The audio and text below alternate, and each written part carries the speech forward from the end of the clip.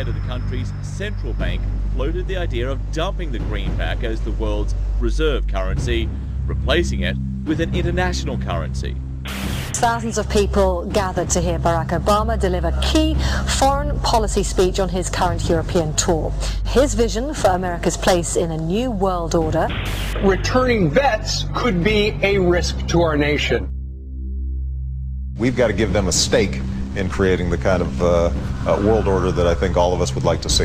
And one of the ways it will drive the change is through global governance. I think a new world order is emerging. This is a hoax and a scam which is designed to transfer wealth and power from the private sector to the government sector and from the government of the United States to a world government. And those people who have been yelling, oh, the UN's going to take over global conspiracy theorists. They've been crazy, but now they're right. And who got the money?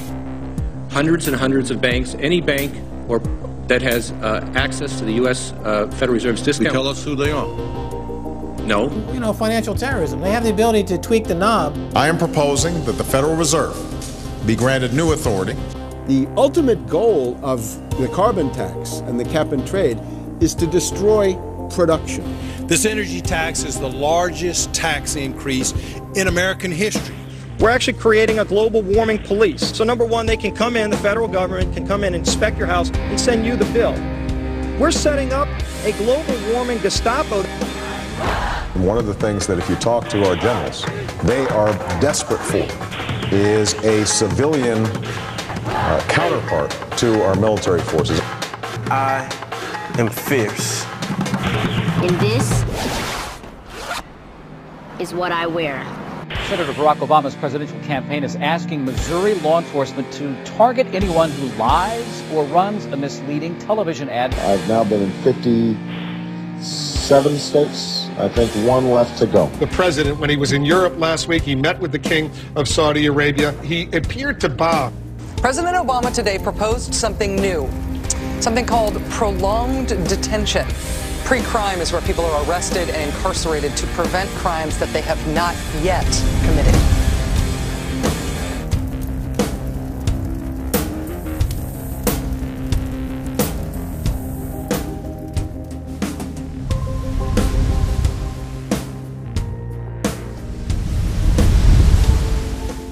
It's the World Wrestling Federation. It's the Washington Wrestling Federation. They put on this show that they're bitter rivalries, you know, villains, and they really don't like each other.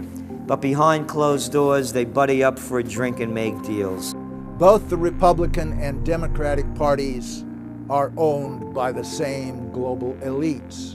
And on issues that matter to those global elites, they act as one. They've wrapped themselves in the American flag, and they've talked about preserving American heritage and principles, and all the while they're working to merge us into a new world order where our sovereignty will be destroyed. We'll lose all connection with our American heritage. With Bush, you knew exactly what you were getting. It was there was no iron fist in a velvet glove. It was just the iron fist. Whereas with Obama, you've got the velvet glove and the iron fist. You know, a very sharp guy, very smooth, knows exactly what he's doing. For that reason, far more dangerous than Bush. Well, at the end of last year, I was willing to give Obama the benefit of the doubt. I thought it was premature to write this guy off.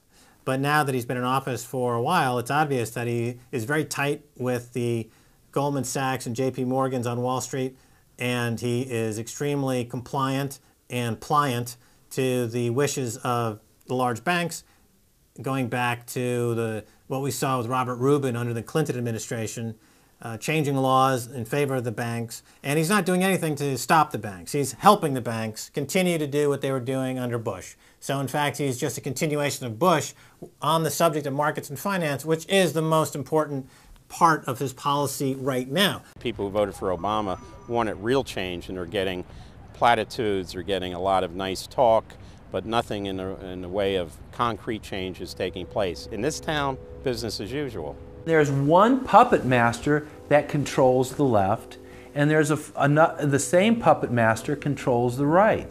They control the Republican Party, and they control the Democratic Party. This is not a party issue. This is not a left-right issue. The question is, who should government serve? And it should serve the people. In fact, government is just a tool of the dominant minority that uses economics and government law to enforce upon the public various mandates. The right-left paradigm in the U.S. and in U.S. politics is taken directly from the commercial world and the corporate world. In the business world, you have Coke, Pepsi. You have McDonald's, Burger King. You've got AT&T and Verizon. You've got duopolies.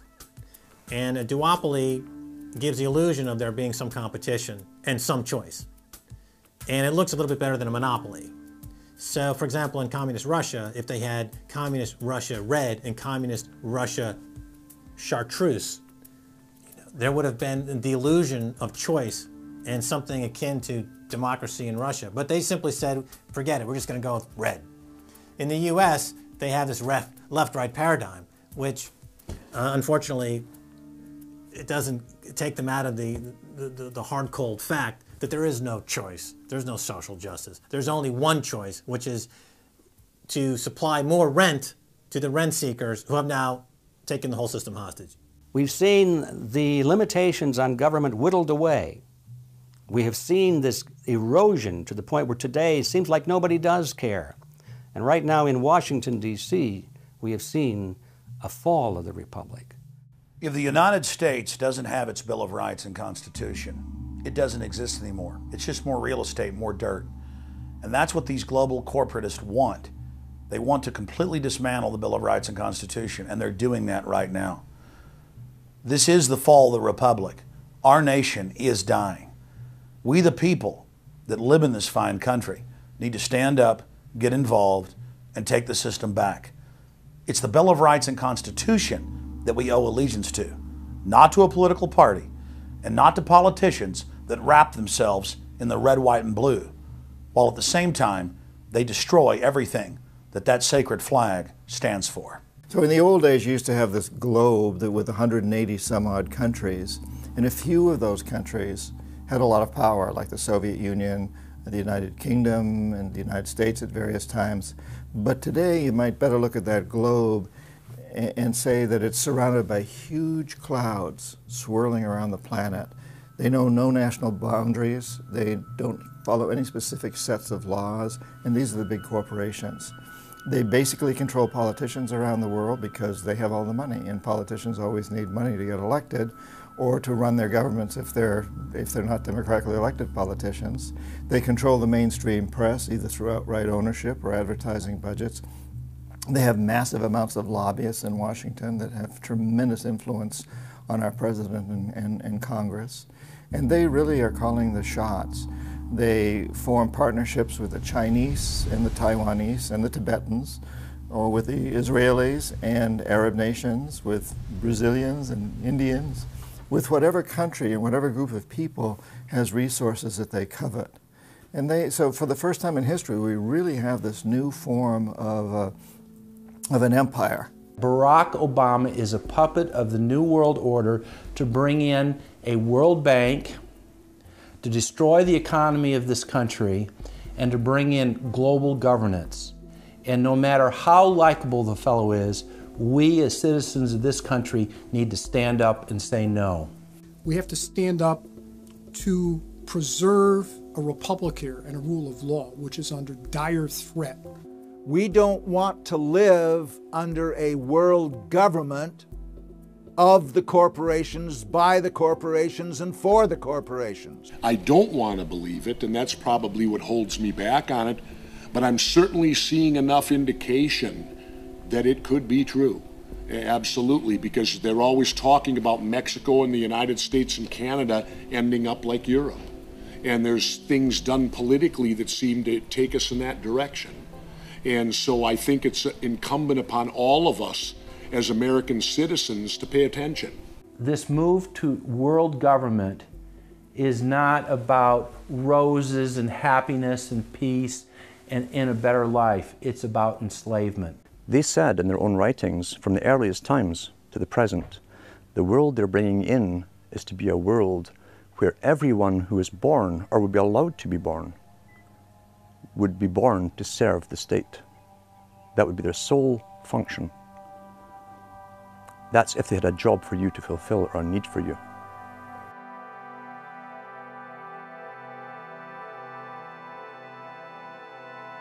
July 4th, 2009. Across the United States, citizens gathered to celebrate the Republic's founding 233 years before.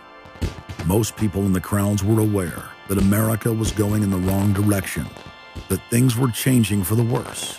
But few could grasp the sheer magnitude of corruption and looting running rampant like a disease through the heart of the nation. The engine of America's greatness is not just its liberties, but the people's willingness to fight to keep them.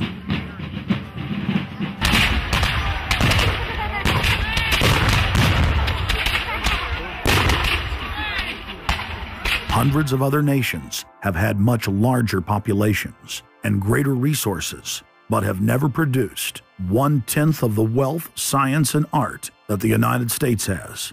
Why? In America, you had an amazing situation because you had the founding fathers who figured out that they could deconstruct the monarchy in such a way and then reproduce it with the three primary branches of government in a way that would create checks and balances and separation of powers. So you could have room, therefore, for individuals to work within the context of a cooperative, which is a democratic system of government, but it would still have enough room for individuals to rise up and become profitable and self-sustaining and rich in the pursuit of happiness without becoming dictatorial.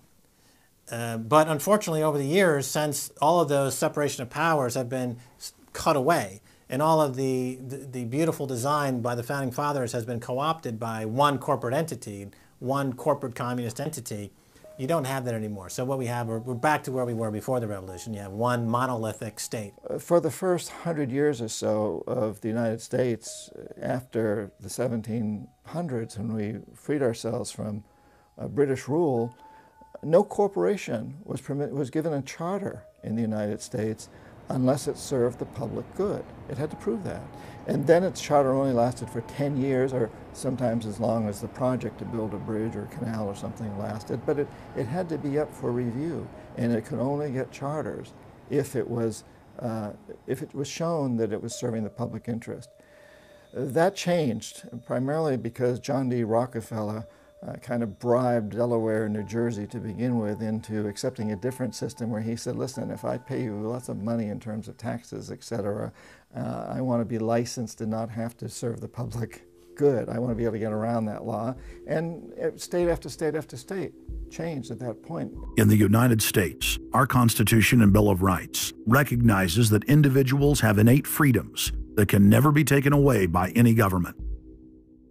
For the first time in history, the people were unbound to reach for their full potential, producing and outcompeting every other nation on earth. The rights of free speech, self-defense, private property, due process of law, and many others ignited a revolution in human development that threatened the despotic rule of monarchs and tyrants worldwide. But the corrupt elites had studied history. They knew that great civilizations could only fall from within. They know from previous experience and history that civilizations come and go and dwindle. They know the reasons why they come and go. Isn't the only hope for the planet that the industrialized civilizations collapse? Isn't it our responsibility to bring that about? Morty Strong, founder of the UN Environment Program, from his opening speech, Rio Earth Summit, 1992. Maurice Strong is the man who said that they would never allow another country to rise up as powerful as America. It will never be allowed to happen again. And he said the best thing we can do is to tear down all the factories, all the top commerce of the United States, and level it and give it back to nature. So that was the advice from this character, who has tremendous power at the United Nations and was picked up and groomed by Rockefeller himself. Over the past decades, since the Kennedy assassination approximately, you've had an ongoing oligarchical transformation of virtually every country in the world. And in the United States, it's taken the form of an oligarchical counter-revolution against the reforms of the 1930s, with the Wall Street interest asserting itself as more and more dominant. And once bankers and oligarchs have power, the things that they do, you could call them a policy. You could call it something like a tropism. It's like the way a plant responds. Naturally, since they're oligarchs, they're going to try to downgrade the standard of living of the vast majority of the population. They're going to claim that the world is overpopulated, that industrialization, industrial pollution, and overpopulation are the main problems that face the world. And they're generally going to try to crush and mortify any kind of popular democracy or mass movements with any kind of progressive content. Nations rise and fall. They knew how debt could never be recuperated. They knew that disease or prolonged war could wipe out the population and the future populations that pay off debt. So these guys all work together. That's why it's no surprise that today you have Lord Rothschild coming out pushing the latest scam or religion that we must all believe in, which is global warming, which his personal bank, his family's bank in Switzerland, will be in charge of. They've run the system, the whole economic system of the world for the last 250 years. So why shouldn't they also run the economic system for the next few hundred years? The question of a ruling class, oligarchy as a ruling class, is posed by Plato in the Republic, where we find that oligarchy is a constitution full of many evils, where the rich dominate the government by buying it, and the average individual or the poor count for absolutely nothing. Oligarchy is a frame of mind. In other words, if you're a banker, this is already a worldview. It's a world outlook, and it implies the policies that have got us here, right? Malthusian policies, zero growth policies, driving down the standard of living, attempts to wipe out all kinds of mass institutions that might be a countervailing force. This is a scientific dictatorship, which Bertrand Russell said, and the Huxleys said, both Aldous and Julian Huxley said they would bring in the scientifically controlled society.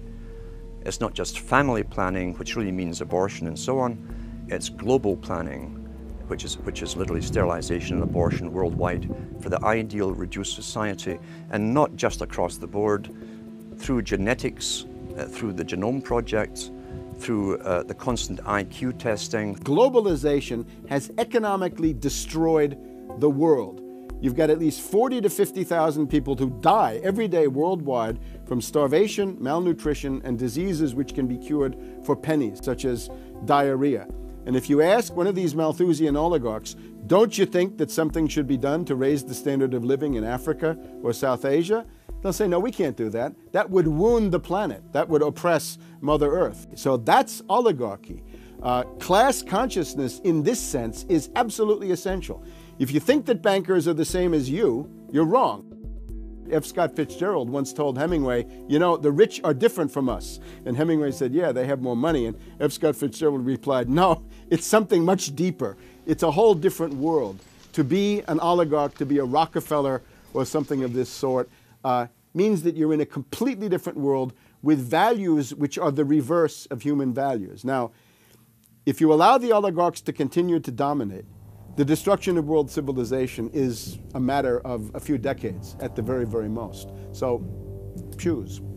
To force their agenda through, the elites are employing one of their favorite tools, artificial crisis creation, also known as the Hegelian dialectic of problem-reaction-solution. You never want a serious crisis to go to waste. And what I mean by that, it's an opportunity to do things that you think you could not do before. The Earth's ruling elite are first and foremost monopoly men. The founder of the Rockefeller clan summed it up simply when he said, competition is a sin. Rockefeller himself said that competition was a sin. And people quipped at that, thinking it was one of his little jokes. He made many jokes about saving pennies and stuff like this.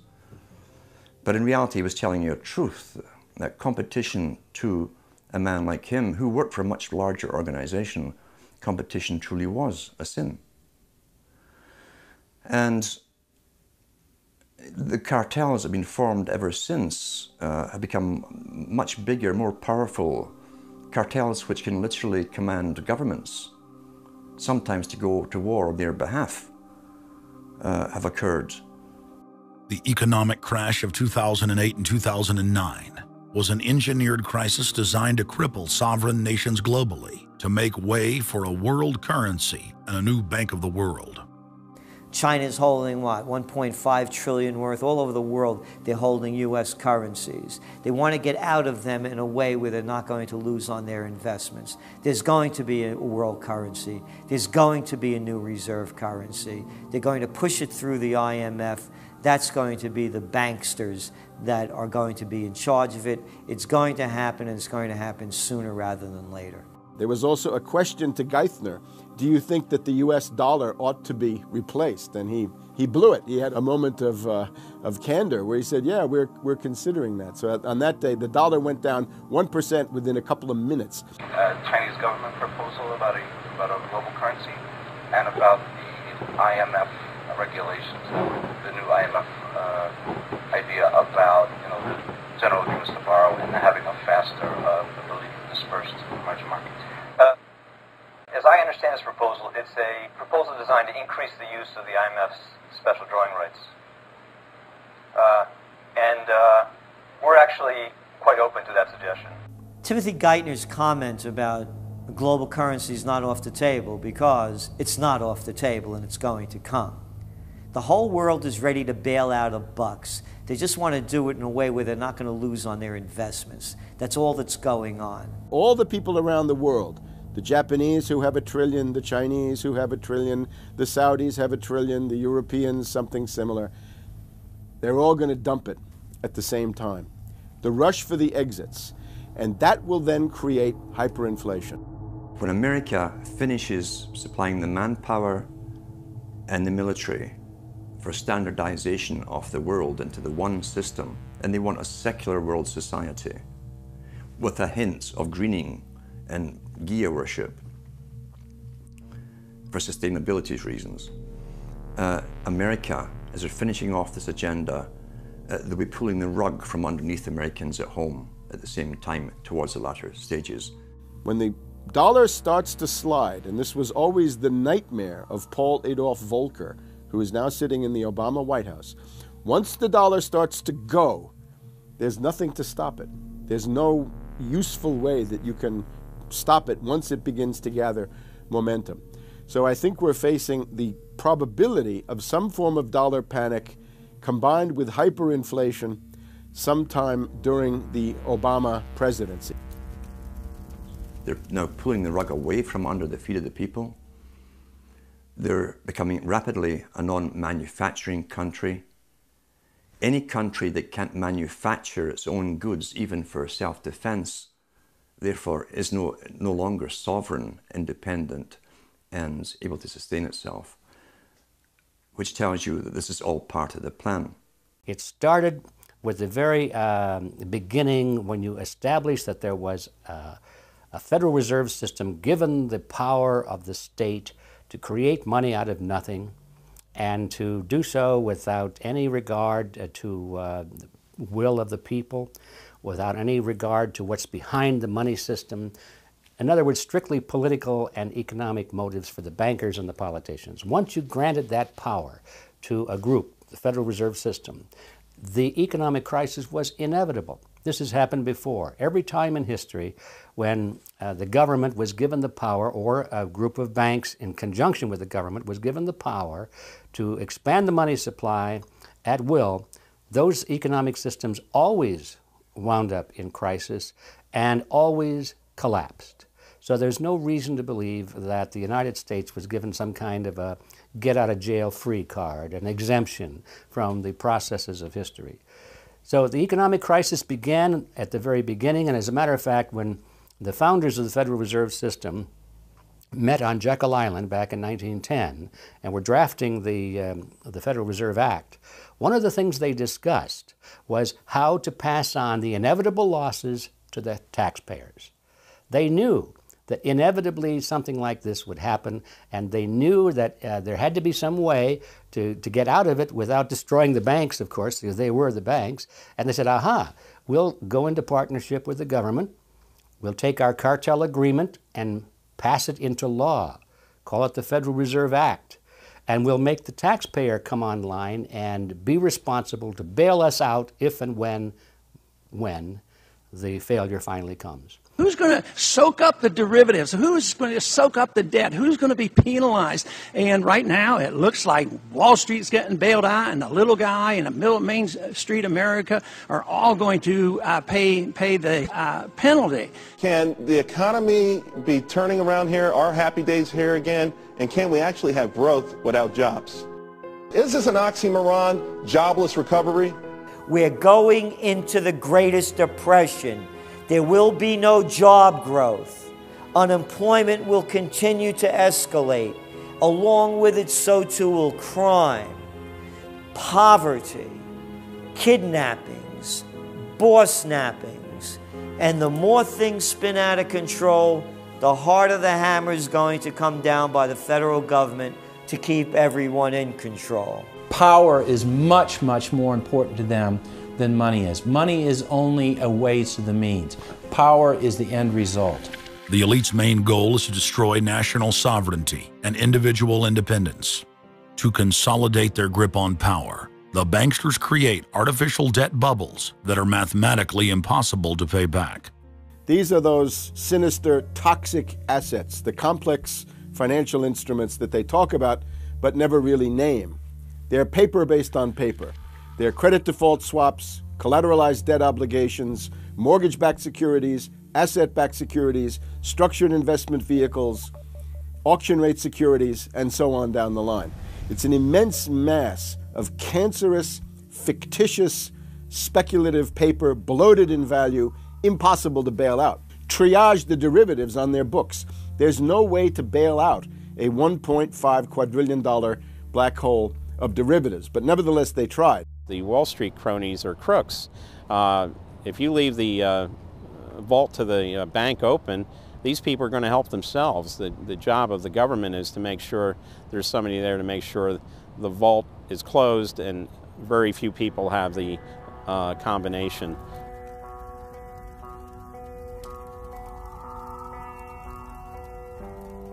I'm William K. Black, Associate Professor of Economics and Law at the University of Missouri at Kansas City. I was a senior regulator in a number of different positions during the heart of the savings and loan crisis. On a staff level, I led the re-regulation of the savings and loan industry. The purpose of regulation and effective criminal prosecution is to make sure that cheaters don't prosper, that honest manufacturers win in competition. The primary driver of the current crisis is accounting control fraud. These are frauds led by the CEOs of the major lending institutions and major banks and institutional buyers of toxic waste product. How did it start? It started with mortgages, particularly non-prime mortgages. In September of 2004, the FBI warned that there was an epidemic of mortgage fraud, their words, and that this epidemic of mortgage fraud would cause an economic crisis at least as large as the savings and loan debacle if it wasn't stopped. The FBI found that 80% of the mortgage fraud was being induced by the lenders, not by the borrowers. You know, much of the rage has been against the borrowers, but if you want rage, it should be at the CEOs who became fabulously wealthy by following a strategy based on fraud. The Wall Street people and their friends here at the Federal Reserve and at the U.S. Treasury and down the Washington Mall here at the U.S. Capitol. That's where the damage was done, and if people want to vent their anger, they need to vent it against these people. Between the Bush-Paulson administration and the Obama, Summers, Geithner, Volcker administration, there's really a total continuity of economic and financial policy. Geithner was on board at the Fed, the New York Fed, dealing with all these institutions. He didn't get it. And then we had this fellow who came up afterward, Mr. Friedman. He was on the Goldman Sachs board, and he didn't last too long as a Fed chairman. Why? Because he had a conflict of interest. Is it possible that there's so much conflict of interest here that all you folks don't even realize that you're helping people that you're associated with, and you should be recusing yourself for America's ethics? I behaved with the... You don't think you should have recused yourself when you asked Lehman to go in bankruptcy, you didn't put Bear Stearns in bankruptcy, and then you folded Merrill Lynch into... I mean, isn't there some point where you got to say, hey, I got a conflict of interest here? You don't feel any kind of scintilla of ethics on this thing at all? Totally. I operated very consistently within the ethic guidelines I had as Secretary of the Treasury, and when it became clear that we had some very significant issues with Goldman Sachs and with why didn't you recuse yourself with Morgan Stanley, what I did then, it would have been very wrong for me to recuse myself. What I did was I went and got a waiver from the ethics agreement, because when we had concerns... Who is in charge of the ethics agreement? What? Who's in charge of the ethics agreement that you got a waiver? We have a Office of Ethics at Treasury, and we have a White House ethics office. So you got it from the legal counsel from the White House? We got it from the government ethics office. So we had Snow, we had Paulson, now we have Geithner. All these people cut from the same bowl of cloth. These are not independent Treasury secretaries. They're part of the problem, not part of any solution. And it would have been nice to see President Obama effect some change in Treasury, but of course, he went and got a Wall Street insider as his Treasury Secretary. Everything that's speculative, parasitical, cancerous, bloated from all these administrations, going back to Carter and even beyond, comes together in the Obama administration. With Volcker, with Summers, who's part of the economic crimes under Clinton, the guy who brought you derivatives and the abolition of the Glass-Steagall firewall. You could not have gotten a more perfect setup for a takeover from a previous government, the Bush regime, than the Obama regime. Now, there are some authors out there already saying that it's the same bunch, and it's true. It's the same bankers who put the same boys forward. Obama, far from helping the public and giving them something new or giving them more power and say over their own affairs, has actually sided immediately with the bankers who once again have robbed the public blind, and now they must get bailed out by your tax money. Obama does it all with left cover. He makes you think that he's somehow different from Bush, that this is somehow benevolent, that he cares about the poor. And in reality, this is the cruelest hoax and the most bogus sham. Obama is 1,000% devoted to Wall Street interests. When Wall Street says jump, Obama jumps. And again, it's about $30 to $40 for the bankers for every dollar that ever reaches an unemployed person or somebody who's on food stamps or some infrastructure building for highways. The hope with the Obama administration was that it would move us beyond this. But unfortunately, what we're seeing more and more is that Obama has brought in many of the economists who bought into the system in the past. Larry Summers is a very good example. And so many of his economists, many of the people there, you can really almost at this point relate Obama to Hoover, who did something similar in his presidency, as opposed to Franklin Roosevelt, for example, who brought in a very fresh team. So the concern here now is that Obama's falling into this trap of bringing in the same people who put us in the position that we're in today, and other people who buy into the same theories that brought us here, this mutant form of capitalism. Presumably what most politicians want to come in is say, hey, the problems of the past, they're due to the old guy. And I'm cleaning house, and I'm going to bring in a new team, and don't blame us for the things we've inherited. Can't say, you know, those policies of the past that came before were insane, because you got the guy that was one of the key architects of those policies. People need to stop having allegiance to their political party. They need to have allegiance to the Bill of Rights, the Constitution, and what has made our republic so special. The basic human rights and dignity that every citizen of this country inherently has. Not because it's some right given to us by government, but because our Bill of Rights, our Constitution, enshrines that these are inalienable rights given to us by God, that we inherently have as sentient, free, conscious beings.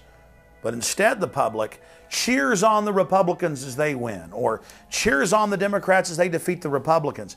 It's an endless, staged, gladiatorial event, special interest own both parties, and they project this false left-right paradigm up as like a movie screen. And behind that, behind the throne, the establishment is able to control our society and engineer it into this high-tech police state. If you try to let the finance oligarchs who created the crisis turn around and say they're the doctors who are going to get you out of the crisis, they will dig you deeper and deeper into the bottomless abyss of world economic depression, financial collapse, and disintegration.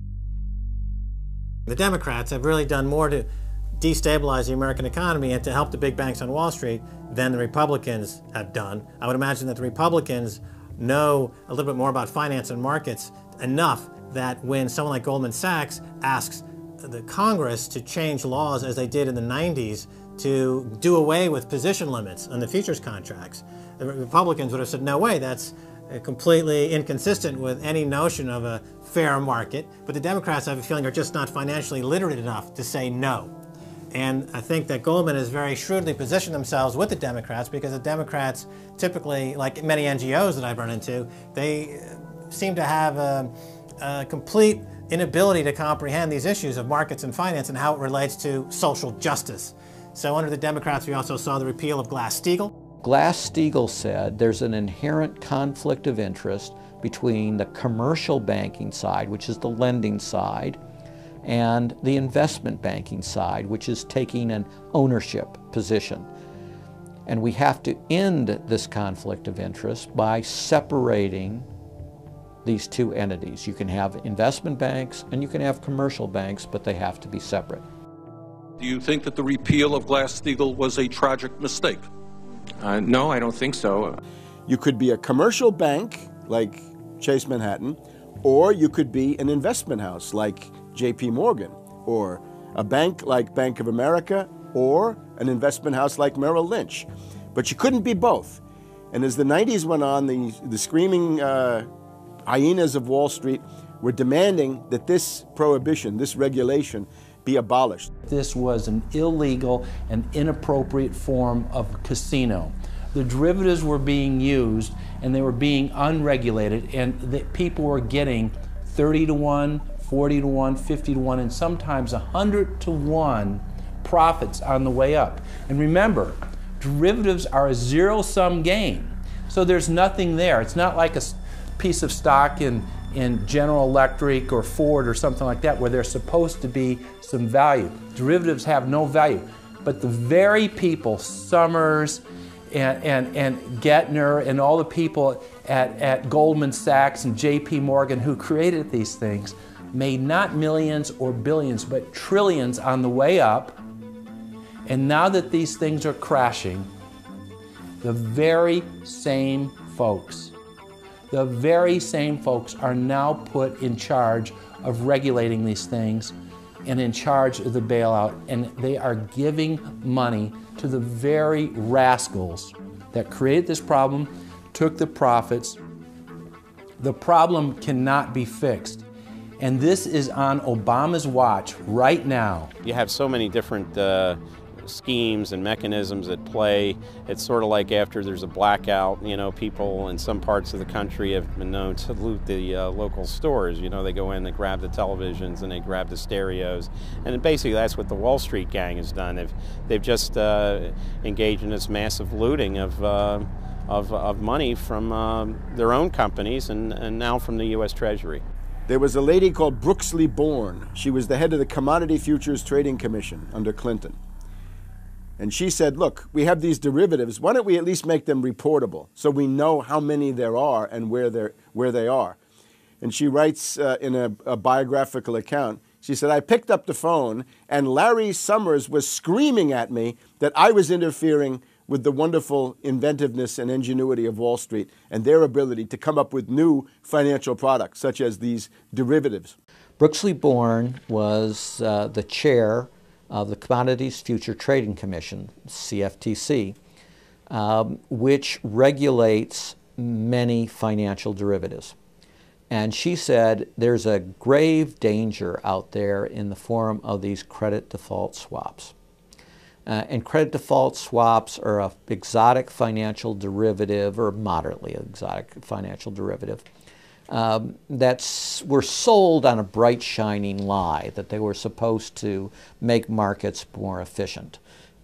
In fact, they allow utterly insane gambles, and they're really great devices for accounting fraud as well. She actually says, I'm thinking of adopting this regulation. The Clinton administration goes berserk, and in particular Larry Summers, but also Rubin. Now behind Larry Summers, there's another layer. Bob Rubin of Goldman Sachs, the Clinton administration, and Citibank. And he also thought that derivatives were a wonderful thing for the U.S. economy, and he made sure that they were never regulated. Also, we can't forget Alan Greenspan over at the Federal Reserve. Now, you look at Summers, he is sitting in the White House today, making policy for Obama. Summers tells Obama what to do. Summers tells Geithner what to do. He's also got some of his hatchet people in the administration. Mary Shapiro runs the Securities and Exchange Commission. She refuses to ban naked short selling and other market manipulations. You've also got another guy called Gensler over at the Commodity Futures Trading Commission today. He is an acolyte and a supporter of the derivatives bubble. We made the new CFTC chair a guy who had helped to kill Brooksley Born's reform initiatives. And we just did this under the Obama administration. This was a pre-registered, pre-organized, predetermined event. Anybody who knows that if you allow the banks to become unregulated financial institutes with tsunami-like, weapons of mass destruction-like financial instruments like derivatives, to allow that to run up to levels that are 50, 100, 200 times the gross domestic product with no value. They know that they are taking the profits on going up, but they also know that the end result is the destruction and gutting of this economy. The scam is simple. The insiders buy hard assets and political influence as the fiat bubbles expand. And then, at a time of their choosing, they purposefully implode the bubble. You've got a very small group of people, and the Federal Reserve and the global central banking system and the Bank of International Settlements in Switzerland, who are purposefully managing the boom and bust, credit supply, credit contraction, money supply growth, money supply contraction to create artificial roller coasters and artificial volatility that they can trade around without taking any risk. It doesn't cost them any money. And if they do make a mistake because they're, as George Bush said, oh, the bankers on Wall Street are drunk. It is uncertain. There's no question about it. Wall Street got drunk. That's one reason I should turn off the TV cameras.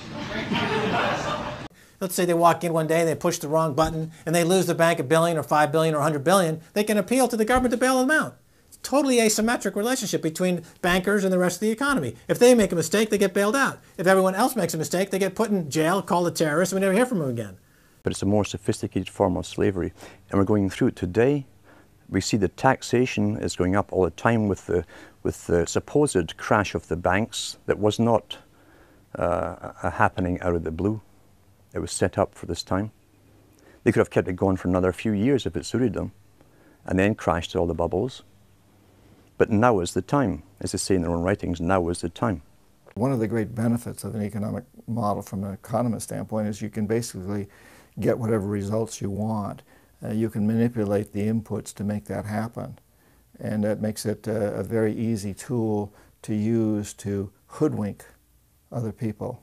These manufactured, these engineered financial catastrophes are the result of a central banking system that has the ability to add and subtract credit, add and subtract dollars and money at will to create this roller coaster effect. Because unlike most people, the banks are able to make profits as easily on the way down as they can on the way up in any given situation. Volatility is great for banks and professionals. Volatility is not great for the most average people. Their operatives in government and media then hold the economy hostage by issuing the ultimatum: give us unlimited bailout money or the economy dies. What's being used is what I call, to try to get the money, is what I call the suicide threat, where, you know, if anybody has ever seen the movie Blazing Saddle, the sheriff is surrounded by hostile town folks. He takes out his gun, points it at his head and says, you know, don't move or I'll shoot. Well, that's what the big banks are saying. You know, give us unlimited cash or we'll die. And if we die, you'll die because we're too big to fail. It is a false flag attack because Hank Paulson will get up in front of Congress and say, we need $700 billion because that thing, that existential threat, the market is attacking us and we need this handout to fight Mr. Market. Mr. Market is out there. We need to fight Mr. Market. It's an existential threat. Meanwhile, he is Mr. Market. He's the one causing the problems. We had Paulson, a representative of Goldman Sachs who happened to be running the U.S. Treasury, came forward with a hysterical briefing for the Congress saying, we, the Wall Street bankers, demand $700 billion in bailouts. So they say, yes, we'll give you all the money you need. Well, you know, these are arsonists. Paulson, Tim Geithner, Bernanke, they're arsonists. They're asking for more matches. And the Congress is saying, who do we make the check out to? Who do we send these matches to? Who do we send the matches to? Is a ton of matches enough? Can we send you some gasoline to go with those matches? They're like, yes, please. Don't change our management. Don't pay us what assets are worth. Pay us way more than what our assets are really worth. Don't make us use honest accounting. Allow us to lie. We've just, under congressional pressure, changed the accounting rules for the express purpose of making sure that the big banks don't have to report honest losses. The only way they can pass this bill is by creating and sustaining a panic atmosphere. That atmosphere is not justified. Many of us were told in private conversations that if we voted against this bill on Monday, that the sky would fall, the market would drop 2,000 or 3,000 points the first day, another couple thousand the second day, and a few members were even told that there would be martial law in America if we voted no. That's what I call fear-mongering. We have, you know, people in the government threatening martial law or things to get their way in the executive branch against Congress. You know, if you put all these signs together, it doesn't look good at all. That, to the extent we are a democracy, we're sort of a hairbreadth away from a police state. Congress aided the bankers in carrying out the biggest heist in history with the so-called banker bailout of 2008. The bailout money, the $13 trillion or so dollars that have been given to the banks, is sitting on the balance sheet of the banks, and that is incurring interest costs. And that's going to precipitate the need to flush the system with more cash. And at some point, the dam will break, and you're going to have very high inflation. Some predict hyperinflation. You cannot print phantom money out of thin air, backed by nothing, and producing practically nothing without destroying the world economy. So unless we cut out the toxic funds, the toxic elements of this economy, every time we put in money on this bailout, it's just feeding the fire. It's not making things better. What should have happened is that those banks and investment banks should have been seized. They should have been seized by the Federal Deposit Insurance Corporation. Those are zombie banks.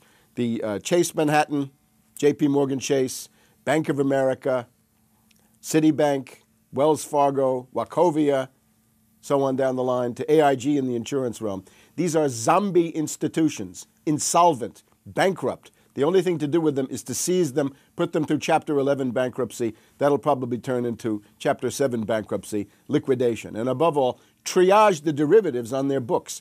There's no way to bail out a $1.5 quadrillion black hole of derivatives, but nevertheless they tried. They will, of course, try to regain some of this money back, but their debts, unlike any other period in history, are now a quantum size bigger than the entire global GDP by a factor of 50 to 100. It's almost infinite amount of debt. If you really look at the numbers, because of the massive, massive debt, and right now, total debt in this country is about 375% of the gross domestic product. And that's not including derivatives. If you put the derivatives in, it's probably 20 to 30 times gross domestic product. It's beyond what anybody has ever even considered. While they were looting North America into the ground, the international banking syndicate was simultaneously executing the same scam in over 100 other nations. So who got the money? To financial institutions in Europe and other countries. Which ones? I don't know.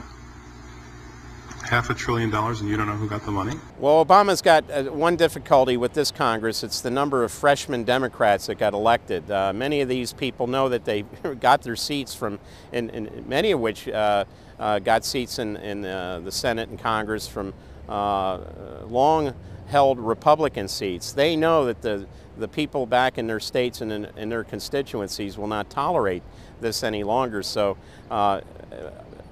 up against the Republicans and the blue dog Democrats are these freshman congressmen, Democratic congressmen and senators, and they're not, they don't seem like they want to go along with the program. So if there's any hope, it'll come from these freshmen. The Constitution says no money shall be drawn from the Treasury but in consequence of appropriations made by law. This money is not drawn from the Treasury. Well, let's talk about that. Do you think it's consistent with the spirit of that provision of the Constitution for a group like the FMOC to hand out $500 billion to foreigners without any action by this Congress? Congress approved it in the Federal Reserve Act. When was that? Quite a long time ago. I don't know the exact date. 100 years ago? The original act is 1914, I believe.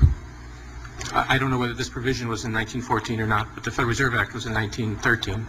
All right, and at that time, the entire gross national product of this country was well under $500 billion, wasn't it? I don't know. Is it safe to say that nobody in 1913 contemplated that your small little group of people would decide to hand out $500 billion to foreigners? What the bailout legislation really did was give a blank check backed up by U.S. taxpayers to offshore megabanks. Of course, Congress has oversight. If you read the Constitution, our founders were very clear.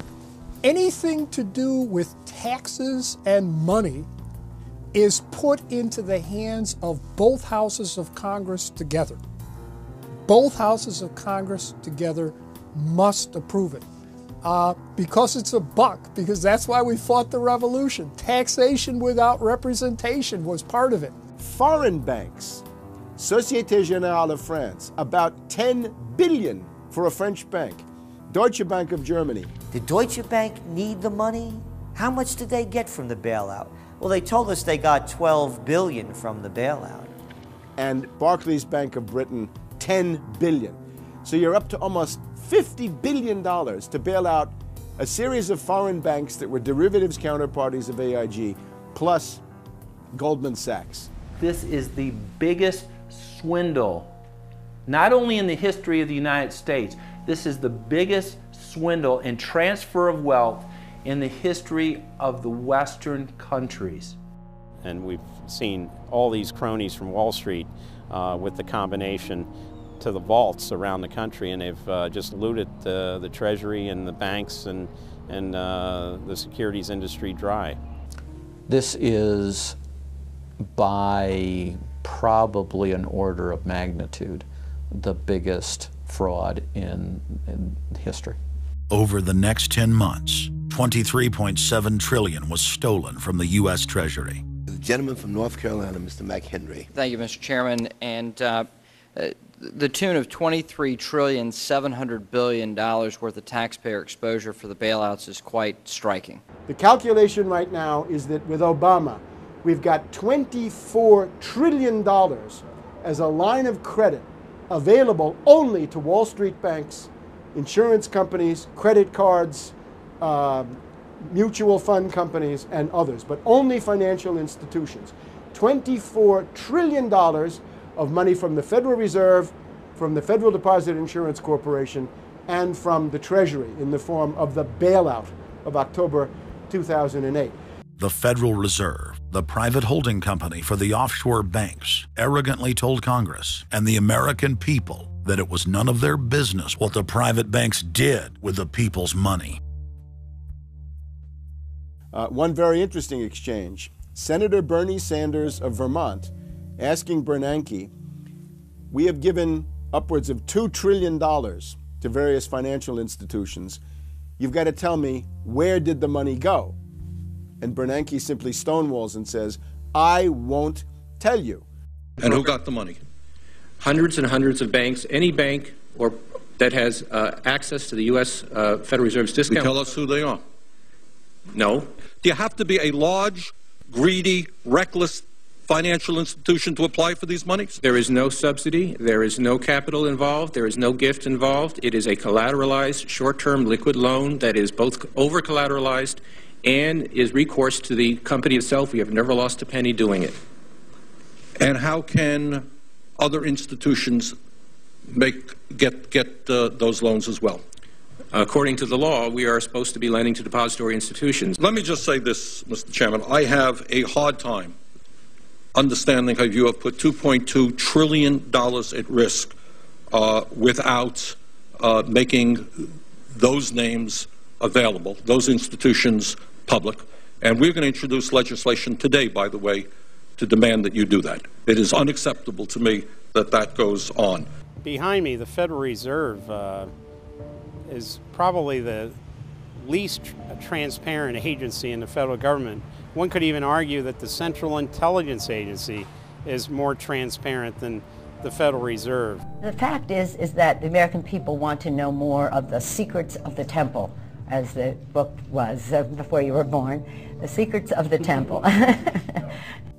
The Fed, as you know, is just a monopoly by the bankers. This is simply putting the foxes in charge of the henhouse. Personally, I'd be in favor of Congress just nationalizing the Fed and getting the bankers out of there. They're just stealing from the American people. Put it directly in the hands of Congress and let Congress decide, rather than this cabal of bankers deciding their own rates of profit at the expense of the American people. Since the Federal Reserve's creation in 1913, patriots have labored tirelessly to alert the American people to the true nature of the Federal Reserve. Throughout its 90-plus year history, most Americans falsely believed that the Federal Reserve was a government agency. But today, scientific opinion polls show that the vast majority of the public is aware of the fact that the Federal Reserve is a front company for an offshore private banking cartel that dominates not just the United States, but almost every other nation on Earth.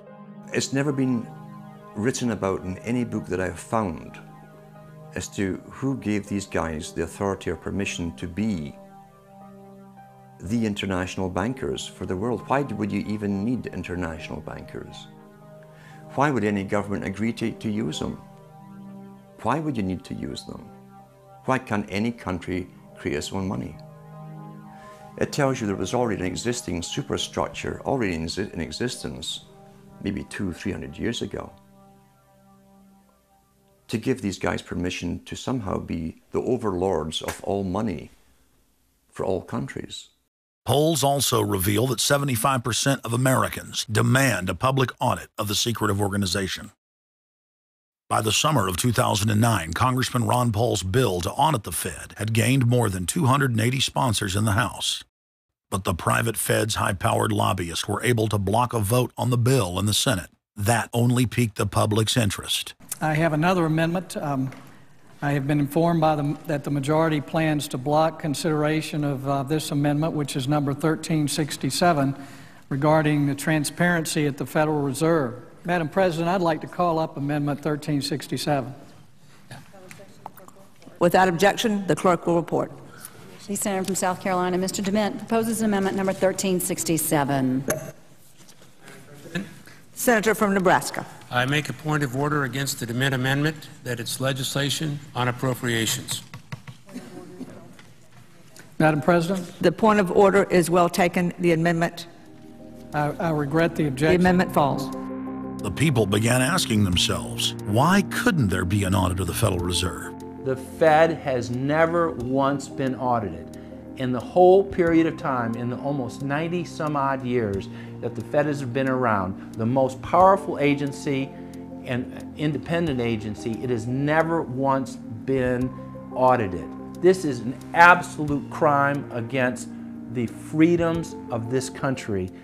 Do you think it would cause problems for the Fed or for the economy if that legislation was to pass? My concern about the legislation is that if the GAO is auditing not only the operational aspects of our programs and the details of the programs, but is making judgments about our policy decisions, that would effectively be a takeover of monetary policy by the Congress.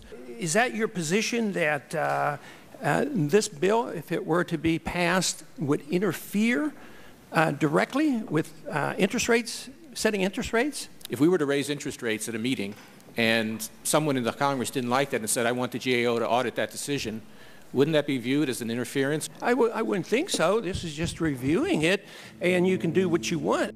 The Federal Reserve has never been subjected to an outside audit. And if you audit them, it's very likely that Greenspan, Bernanke, and Volcker might all go to jail. It was announced earlier today, that there will be a hearing on H.R. 1207, the bill to audit the Federal Reserve Bank. This will be the first independent audit in the Federal Reserve's 96-year history, and it's long overdue.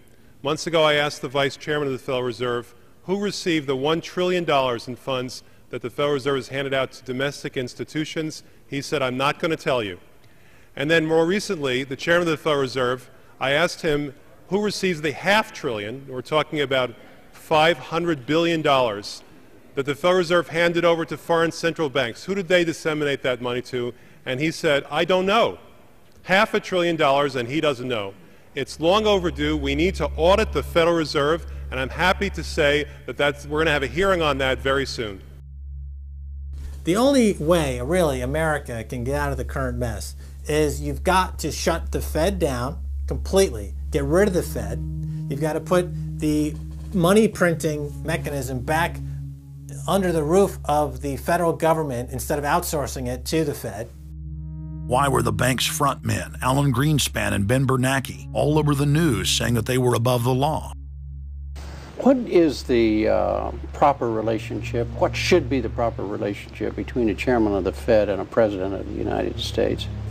There is no other agency of government which can overrule actions that we take. What the relationships are don't frankly matter. A grassroots movement demanding that the private Federal Reserve be nationalized exploded in size across the country. The momentum had shifted. Now the arrogant central bankers were the ones running scared. They had planned to use their stage crisis to bring in an all-powerful central bank of the world. Immediately, every country goes into action at the same time. The International Monetary Fund is mentioned at the G20 meeting. They say that it must be brought to its full power, and we need a Bretton Woods Part 2 for world taxation. What is global government? For decades, the media denied it existed. But now they're saying, oh yes, there's going to be a global government, a new bank of the world, and we're going to pay our carbon taxes to it. What is it? It's nothing more than a private, hostile, corporate takeover of every sovereign nation on earth. And then when you look at the philosophy of these global corporate chieftains, it is one of domination of the poor, domination of the population. It is a view that human life just isn't cheap. No, human life is a negative. And so no matter what they do, they have the rationale that it's in the greater interest to get rid of more human lives. They are so arrogant and they're so sure of themselves, they're saying, yes, we created the European Union, we created the Euro, and these are from the people of the Bilderberg. We are going to create a world bank. We're going to create a world government. They're saying it out loud and clearly. Suddenly, across the planet, their regional front banks had been identified by sovereign populations as the illegitimate shadow governments that they are. The controllers had moved too quickly and revealed their hand. Populations around the globe were seeing through the establishment's facade, past the puppet governments, and to the global architects that were pulling their strings. Where are the American people? Why have they lost their dignity? What is stopping them from speaking out? Why have they become little mice that follow Pied Pipers? How can they look up to these pathetic politicians? Go sit down. I have a question for this young man. He has the right to be represented. I'm his father, and I want to talk to you face to face. I'm not a lobbyist with all kind of money to stuff in your pocket so that you can cheat the citizens of this country. So I'll leave, and you can do whatever the hell you please to do. One day God's gonna stand before you, and he's gonna judge you and the rest of your damn cronies up on the hill. And then you will get your just desserts. As the public begins to awaken to the fact that Barack Obama has cold-bloodedly betrayed the pledges he made to the American people, the establishment media and Democratic leaders have invoked the tactic of divide and conquer. I think they're astroturf. You be the judge of carrying swastikas and symbols like that to a town meeting on health care. An overwhelming portion of the intensely demonstrated animosity toward President Barack Obama is based on the fact that he is a black man. Desperate to ram their agenda through, they have played the race and class cards. You start to wonder whether, in fact, the word socialist is becoming a code word, whether or not socialist is becoming the new N-word. When I heard people going after the First Lady and the number of staff people they have, it sounds racist to me. It is essential that the establishment play the population off against each other, along the lines of Republican, Democrat, liberal, conservative, black and white. As long as the people are fighting with each other, they can never get together and remove the corporate dictatorship that has criminally seized power through the national security state. Just as George W. Bush betrayed his foolish followers, so must Obama, because his only allegiance is to his offshore masters. President Obama today nominated Ben Bernanke for a second four-year term as Federal Reserve Chairman. The president called his actions on the global financial crisis bold and out of the box. As an expert on the causes of the Great Depression, I'm sure Ben never imagined that he would be part of a team responsible for preventing another. But because of his background, his temperament, his courage, and his creativity, that's exactly what he has helped to achieve. And that is why I am reappointing him to another term as chairman of the Federal Reserve. So Obama has made it quite clear by his actions, never mind his words, his actions, as to who owns him, who he works for, and who he serves. And it's not the American people. It is so obvious to anyone paying attention that the President of the United States is not the real person in control. Whether it is Gerald Ford or Jimmy Carter or Ronald Reagan or Clinton or Bush, Obama is no different. And to think that he is an independent figure is just crazy. And as Franklin Delano Roosevelt said, presidents are selected, they are not elected. Obama pledged that he would end NAFTA and GATT, and has since fought to expand both of them. Obama promised that he would have the most transparent administration ever, and he is already more secretive than Bush and Cheney ever were, even making it a secret who visits the White House. I can make a firm pledge. If your family earns less than $250,000 a year, If you make less than $250,000 a year, if you are a family making less than $250,000 a year, you will not see your taxes increased a single dime. you will not see your taxes go up.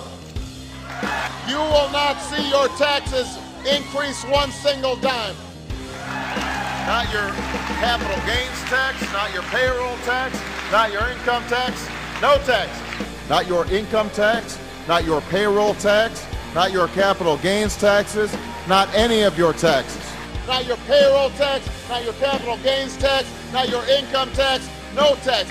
Your taxes will not go up. Because the last thing you need is higher taxes when we're in a recession like this, and you won't get one under an Obama administration. Obama made the centerpiece of his campaign the pledge that taxes would not be raised on anyone making under $125,000 a year. He has since gone back on that promise as well and has proposed new taxes on payroll, energy, home mortgage deductions, and scores of other taxes. He made a pledge. He said, I'm not going to raise taxes on anyone making under $250,000. Is that pledge still active? We are going to let the process work its way through it. So it's not. So it's not. So it's not. We're going to let the process work its way through it. All right? The Senate is looking especially at this issue of capping the deductions for health care that employers and employees now get. That would be an tax increase for many families earning under $250,000, but the president said he was open to it, so that means that the tax pledge he made back in September is no longer operative? Obama said he was going to abolish the Patriot Act. He now vigorously defends it. We saw the same type of flip-flop when it came to warrantless wiretapping of the American people. Look what Obama's done with wiretapping, surveillance. He's brought it to heights even beyond what George Bush, the disgusting levels that he brought it to. So we have more surveillance. Now they're talking about, what is it called, Cybercom, the new Pentagon secret cyber society that's going to be watching over us. To get those terrorists, we got to get those terrorists. So now they'll be invading our privacy even more. So, I mean, it really almost makes you ask the question, would it have been better if we never invented the internet and had to use paper and pencil or whatever? Now Obama is setting up the Cybersecurity Command, which the government admits completely ends the Fourth Amendment and allows President Obama to shut off the internet in the United States whenever he wishes. Indeed, in today's world, acts of terror could come not only from a few extremists in suicide vests, but from a few keystrokes on the computer, a weapon of mass disruption. As part of the new single national security staff announced this week, I'm creating a new office here at the White House that will be led by the cybersecurity coordinator. This new control grid is administered by the Pentagon. They just want to keep tabs on us. So we're turning into a surveillance, wiretapped government state. The government is taking more and more control over our lives. I can stand here today as President of the United States and say without exception or equivocation that we do not torture. Obama made a show of investigating torture, but has ignored the Army's own detailed investigative reports, which name the torturers that the White House memos document were following the directives of Bush and Cheney, the men who are most guilty for issuing the infamous orders. Some low-level soldiers have been prosecuted for their role at Abu Ghraib, but no senior officer has been held accountable in any of these cases to date. Heidi? I know that these debates lead directly, in some cases, to a call for fuller accounting, perhaps through an independent commission. Now, I've opposed the creation of such a commission. Next, Obama expanded Bush's doctrine of indefinite detention of foreigners without trial to holding citizens without evidence indefinitely, without ever even committing a crime. President Obama today proposed something new, something called prolonged detention. Pre-crime is where people are arrested and incarcerated to prevent crimes that they have not yet committed. Barack H. Obama, who ran as an anti-war candidate, has continued the war in Iraq, massively expanded the war in Afghanistan, and unleashed a new conflict in Pakistan. Now Obama is promoting the biggest defense budget in history, dwarfing George Bush's war machine. What George Bush has been trying to do as part of his effort to accumulate more power in the presidency is he's been saying, well, I can basically change what Congress passed by attaching a letter saying, I don't agree with this part or I don't agree with that part. I'm going to choose to interpret it this way or that way. That's not part of his power. But this is part of the whole theory of George Bush, that he can make laws as he's going along. I disagree with that. I taught the Constitution for 10 years. I believe in the Constitution, and I will obey the Constitution of the United States. We're not going to use signing statements as a way of doing an end run around Congress. All right? Obama guaranteed that once president, he would stop the unconstitutional practice of issuing signing statements, through which the executive branch illegally usurps the legislative power of Congress. Congressman Kucinich, when he introduced his 60 articles of impeachment against Bush Jr., I think one was the signing statements. The form of the resolution is as follows. A resolution, articles of impeachment of George Bush, President of the United States. Resolved, that President George W. Bush be impeached for high crimes and misdemeanors.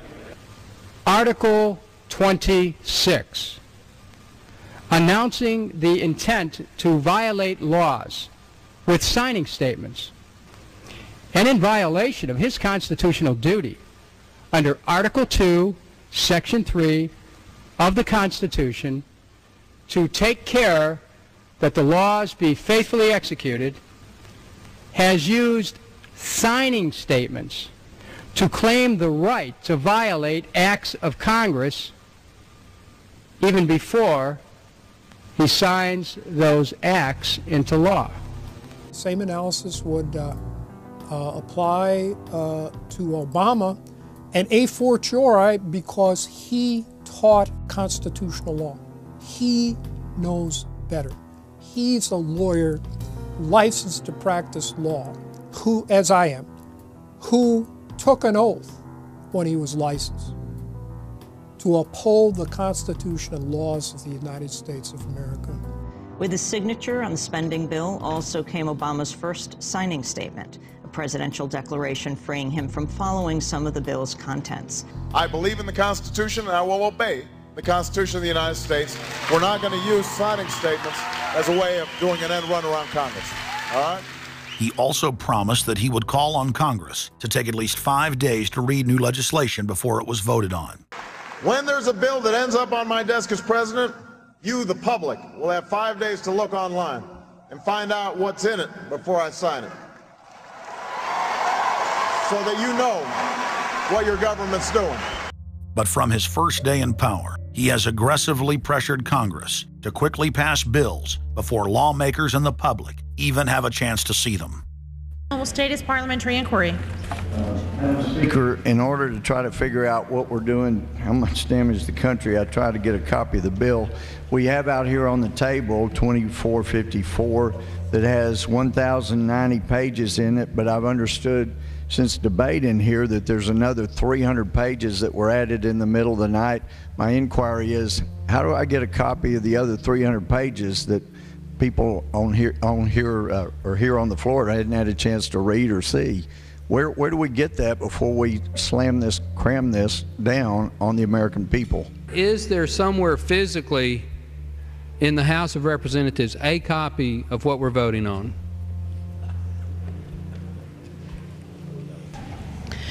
The gentleman has not stated a parliamentary inquiry that the chair can answer. Mr. Speaker, I have to say that I am outraged. Here we are getting ready to vote on a piece of legislation, and we haven't even seen 300 pieces of this legislation. No one can even find the bill or even knows where it's at.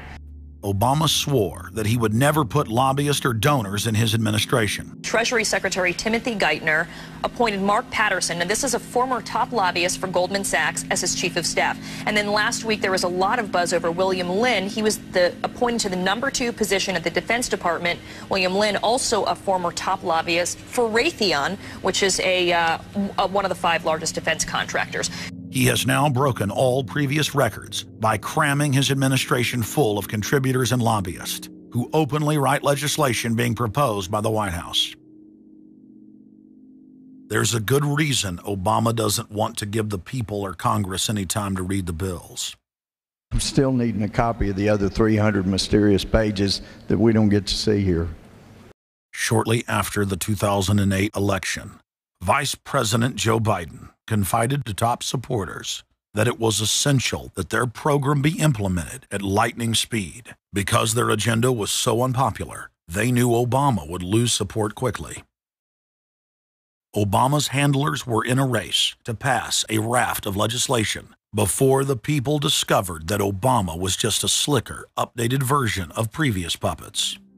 Obama is the New World Order's closer. It's his job to repackage and solidify the tyrannical policies of George W. Bush as progressive and trendy. So part of my job, I think, as president, is to make government cool again. Chris Hedges, author of Empire of Illusion, explained it succinctly. President Obama does one thing, and brand Obama gets you to believe another. This is the essence of successful advertising. You buy or do what the advertiser wants because of how they make you feel.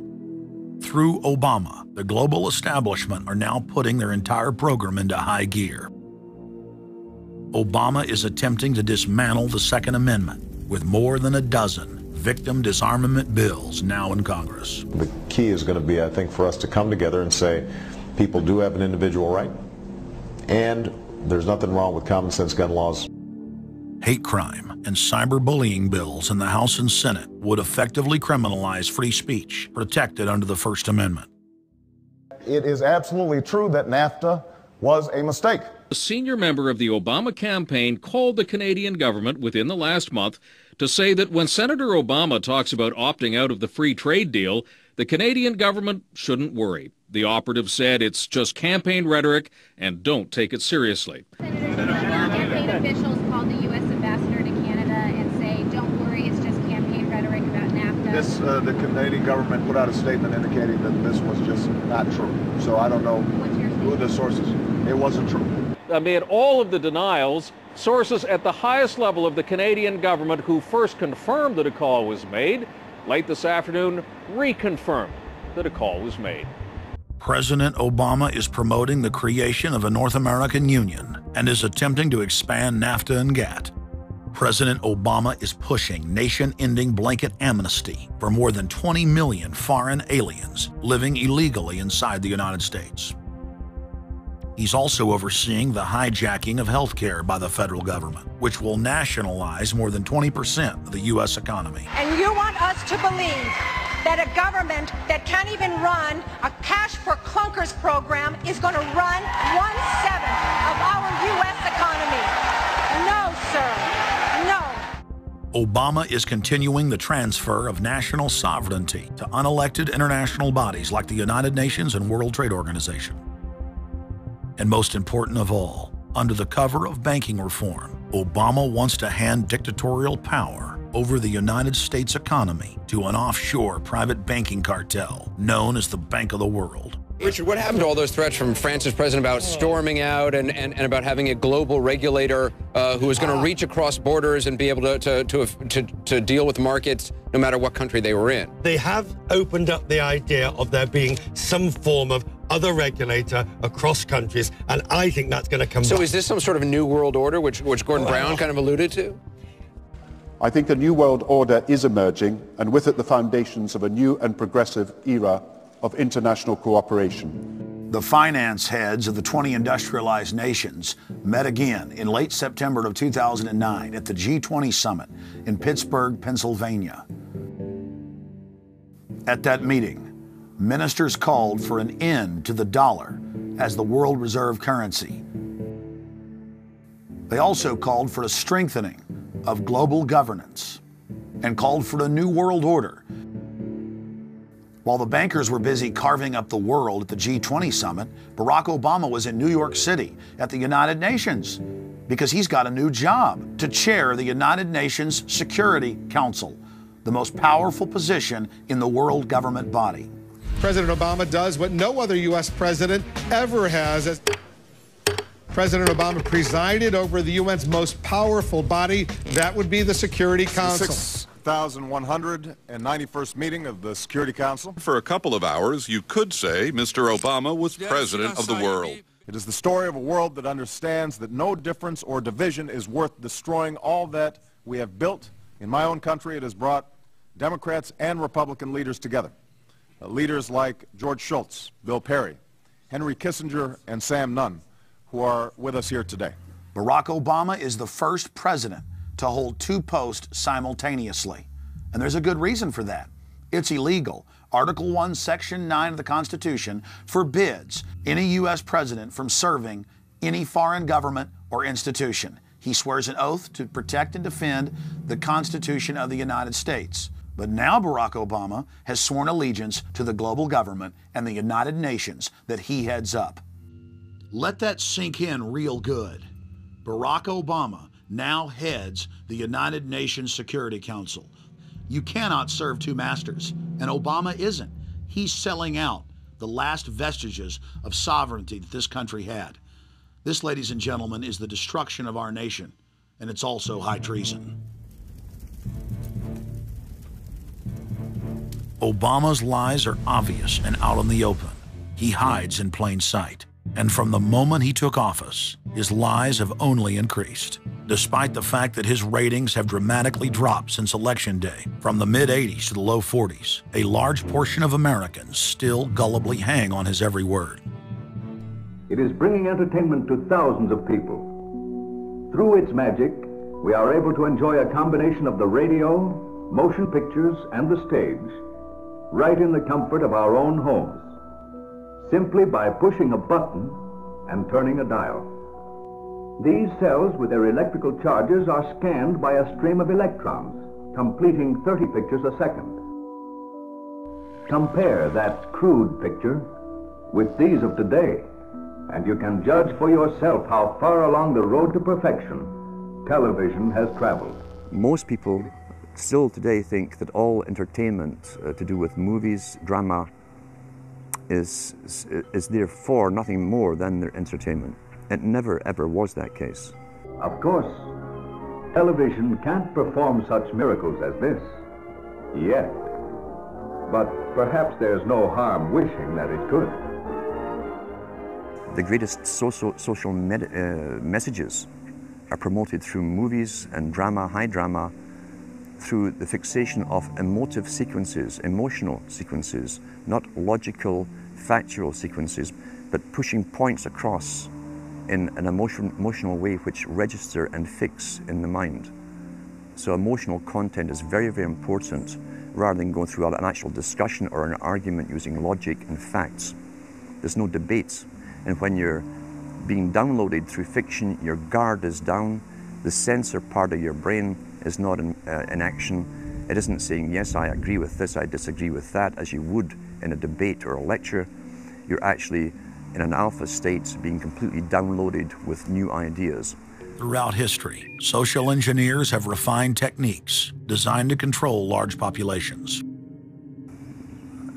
About 100 years ago, this big organization with many branches, they wanted to rule the world basically using Britain as a nucleus of a system, an embryo, which also was going to be joined with the US under the Anglo-American establishment, wrote about the kind of culture and the changes of culture over a 100-year period that they would actually design, implement, and bring in.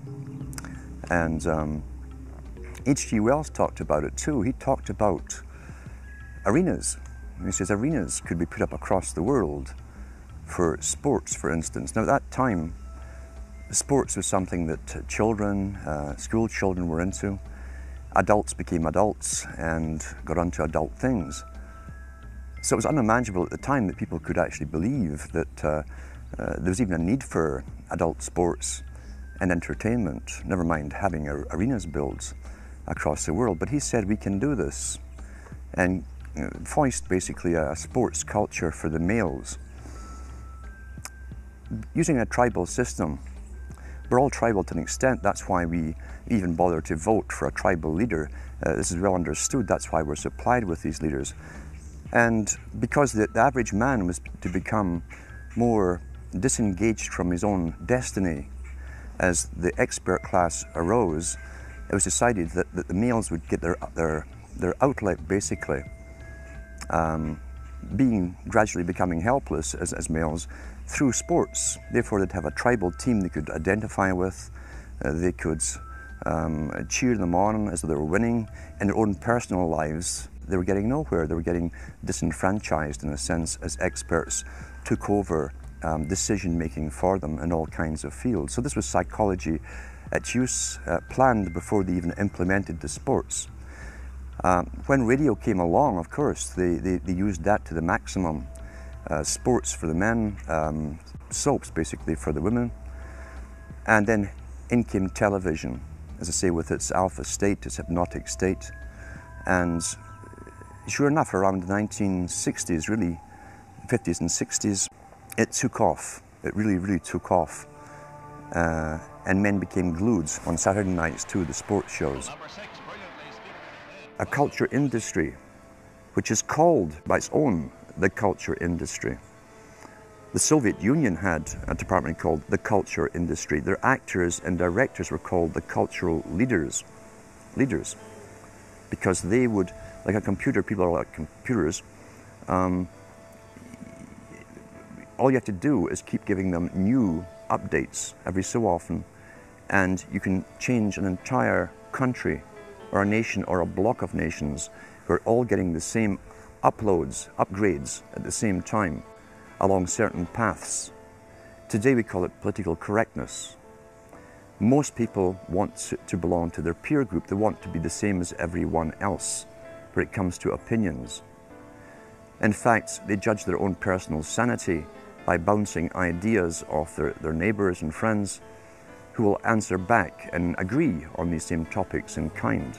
It doesn't matter if the topics or what you're given are facts or utter nonsense, as long as everyone agrees at the same time.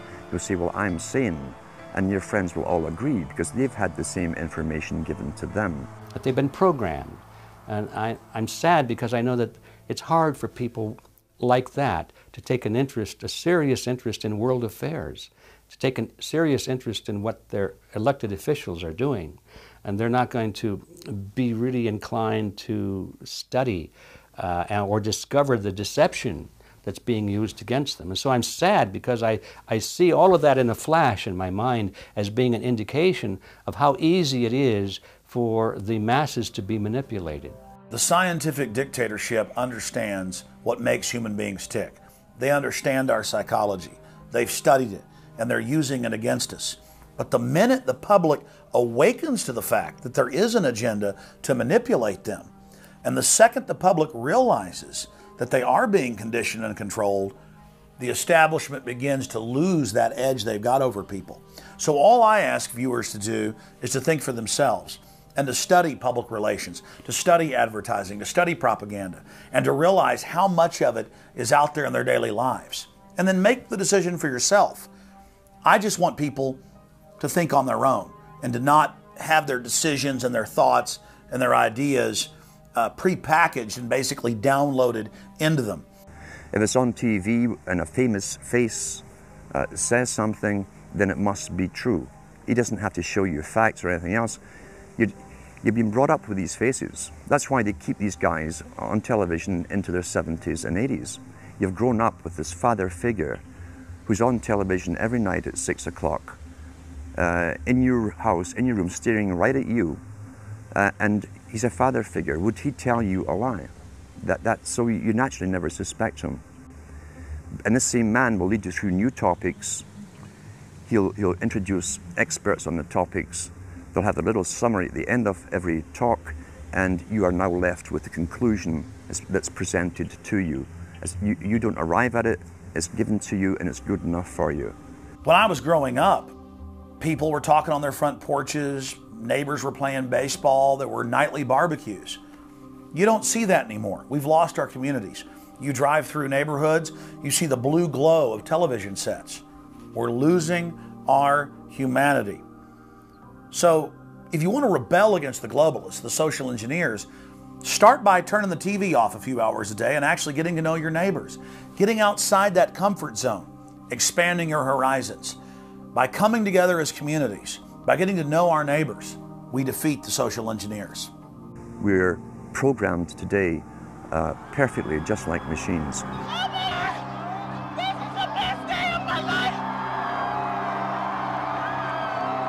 We tie this in with the Brzezinski. Brzezinski said in 2 Ages, now this guy was way up with the NSA. He's a master geopolitician. He admits he works in 20, 50-year periods to do with geopolitics in other countries. But he said himself, the public will shortly be unable to think or reason for themselves. He was meaning by the form of information that was given to them, the type, the formulas that were in use then in the 1970s. He says, eventually they'll be unable to think or reason for themselves. And eventually, he said, they will expect the media to do all their thinking and reasoning for them. Well, that's happened today. That's why people today can't think outside of the programming from television. Zbigniew Brzezinski, Obama's main foreign policy advisor, talks about how a cult of personality can be artificially manufactured to influence the masses. In the first months of my administration, to pull our economy... Oh, goodness. Sorry about that, guys. To pull our economy back from the brink, including the largest and most sweeping economic recovery plan in our nation's history. We're gullible, but we're also willingly gullible. We want a human being, a big daddy, to come along and make everything right for us. And as long as we believe that, we'll always basically get shafted.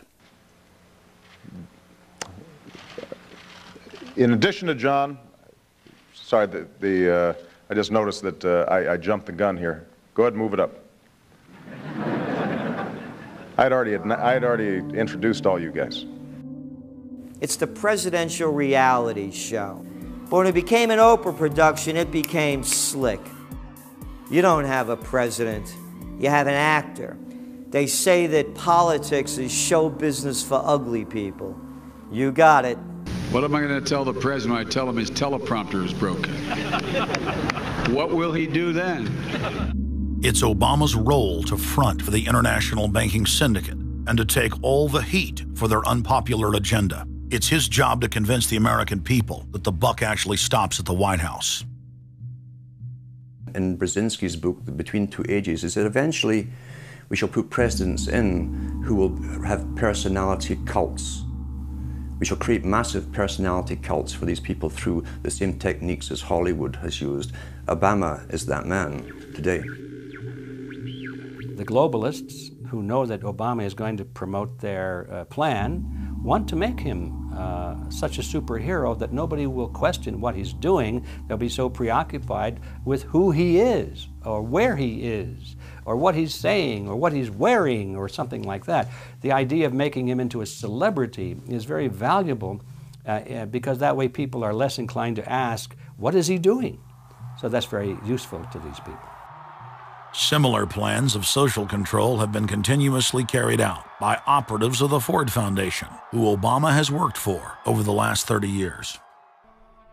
Many of the strategies used to control populations were originally developed by Edward Bernays, who coined the phrase public relations. Bernays said that if you manufacture an authoritative figure who repeats the same messages over and over, that this will appeal to the masses' subconscious desires. Yes, we can. The unwashed masses will helplessly follow the leader and go along with any message they spout. Yes, we can. Yes, we can. We shall overcome. Yes, we can. we will respond with that timeless creed that sums up the spirit of a people. Yes, we can. Thank you. Today, these exact techniques are being used with devastating effect against the general population. Obama is the latest version of 21st century mass mind control.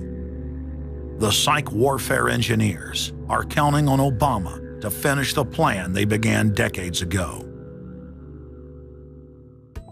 Beyond their plans to devastate the economy for global consolidation, a new international framework of draconian law is being constructed to establish a system of neo-feudalistic serfdom. Remember, it was Bill Clinton who gave us NAFTA.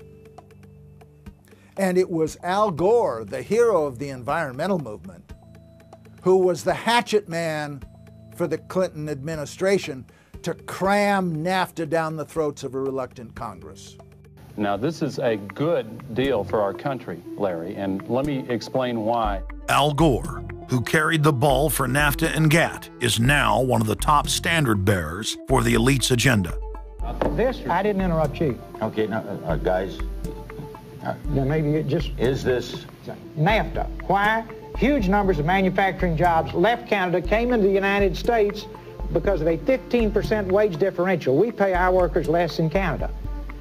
Now, when you've got a 7-to-1 wage differential between the United States and Mexico, you will hear the giant sucking sound. No, there's a political lesson, there's a business lesson. Sorry. He serves as the front man for the carbon tax cap and trade scheme, which will not only increase taxes on every American, but will also transfer our national sovereignty and rights to a tyrannical world government, all in the name of saving the earth. Is the legislation that we are discussing here today, is that something that you are going to personally benefit from? If you believe that the reason I have been working on this issue for 30 years is because of greed, you don't know me. I've been willing to put my money where my mouth is. Do you think there's something wrong with being active in business in this country? I am simply asking for clarification. I'm proud of the relationship. I'm proud of it. My name's Dr. Tim Ball.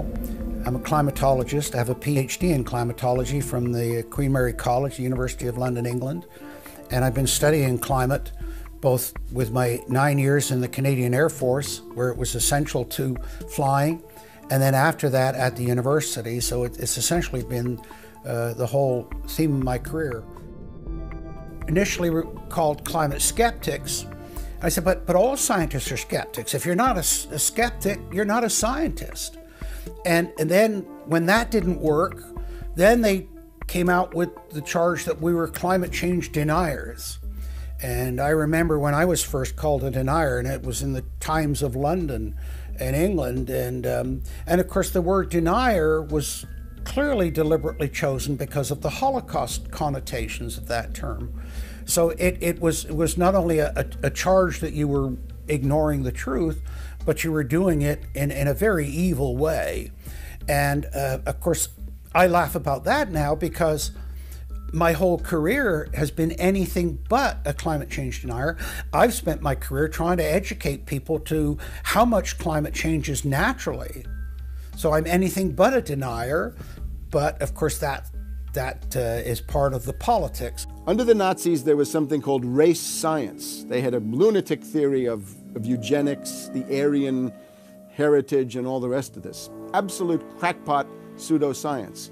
There was no empirical measure or empirical test for the validity of those theories. They simply asserted them, and if you were a professor who stood up to them, then the Gestapo would come and take you away. We are perilously close to such a situation right now. Any academic, any other figure standing up to say the global warming theory of Al Gore is a piece of crackpot nonsense is in danger. You'd be fired from a government job, and in many universities, your job would be in danger. And of course, it's also part of what's called ad hominem, that if you can't defeat the person's argument rationally, you start attacking the person. And we see that with these terms, and we see it with Al Gore calling them flat earthers. Congressman, you began by denying that there is a consensus on the science. there is a consensus on the science. Well, you mustn't have been listening to our testimony that we've had for the last few days with dozens of experts that have come in who have given completely different views. Well, I would encourage you to go back and look at the testimony this committee's heard. There are people who still believe that the moon landing was staged on a movie lot in Arizona.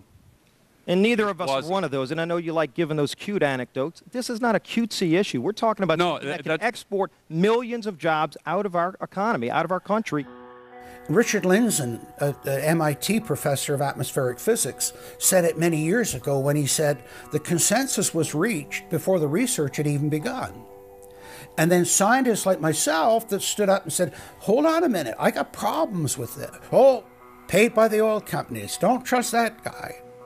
What the international scientific community is saying is correct. There is no legitimate basis for denying it. Now, you hear the consensus argument. Well, the majority of scientists. What they're always talking about is, and originally the IPCC was about 3,600 scientists, it's now down to 2,500. That's the people they're talking about. But when you look at it, most of them are bureaucrats. They're not scientists at all. And very, very few of them are actual climate experts. Now, the consequences of that, and whether that's because of man-made CO2, I think are debatable. If CO2 is not causing the climate change, what is? What are the major driving factors? And so they're essentially the ones that are left out by the Intergovernmental Panel on Climate Change. It's unbelievable to me that they can come out and ignore the sun. I mean, everybody knows the sun goes in, it gets cool. You notice that, right? You have an eclipse, the temperature drops, and the birds start to get excited and so on. And when you look at the seasonal changes with the sun, how you can suggest that the sun is not a factor is really quite remarkable. Giving us false scientific information is not going to clean up our environment. Speaking with a lot of promises and innuendo is not going to help clean up our environment. The globalists have co-opted the environmental movement. There are a lot of real environmental problems we face, like genetic engineering, where they're splicing plants, animals, insects, you name it. Toxic waste dumping in the ocean. No one wants to breathe bad air or drink toxic water. But the global carbon tax has nothing to do with that. It's a tax literally on breathing. Go out on the street or talk to your friends, your neighbors. Ask them, hey, should we ban dihydrogen monoxide? It's bad for the environment. The average person will sign your petition calling for the banning of water. That's right.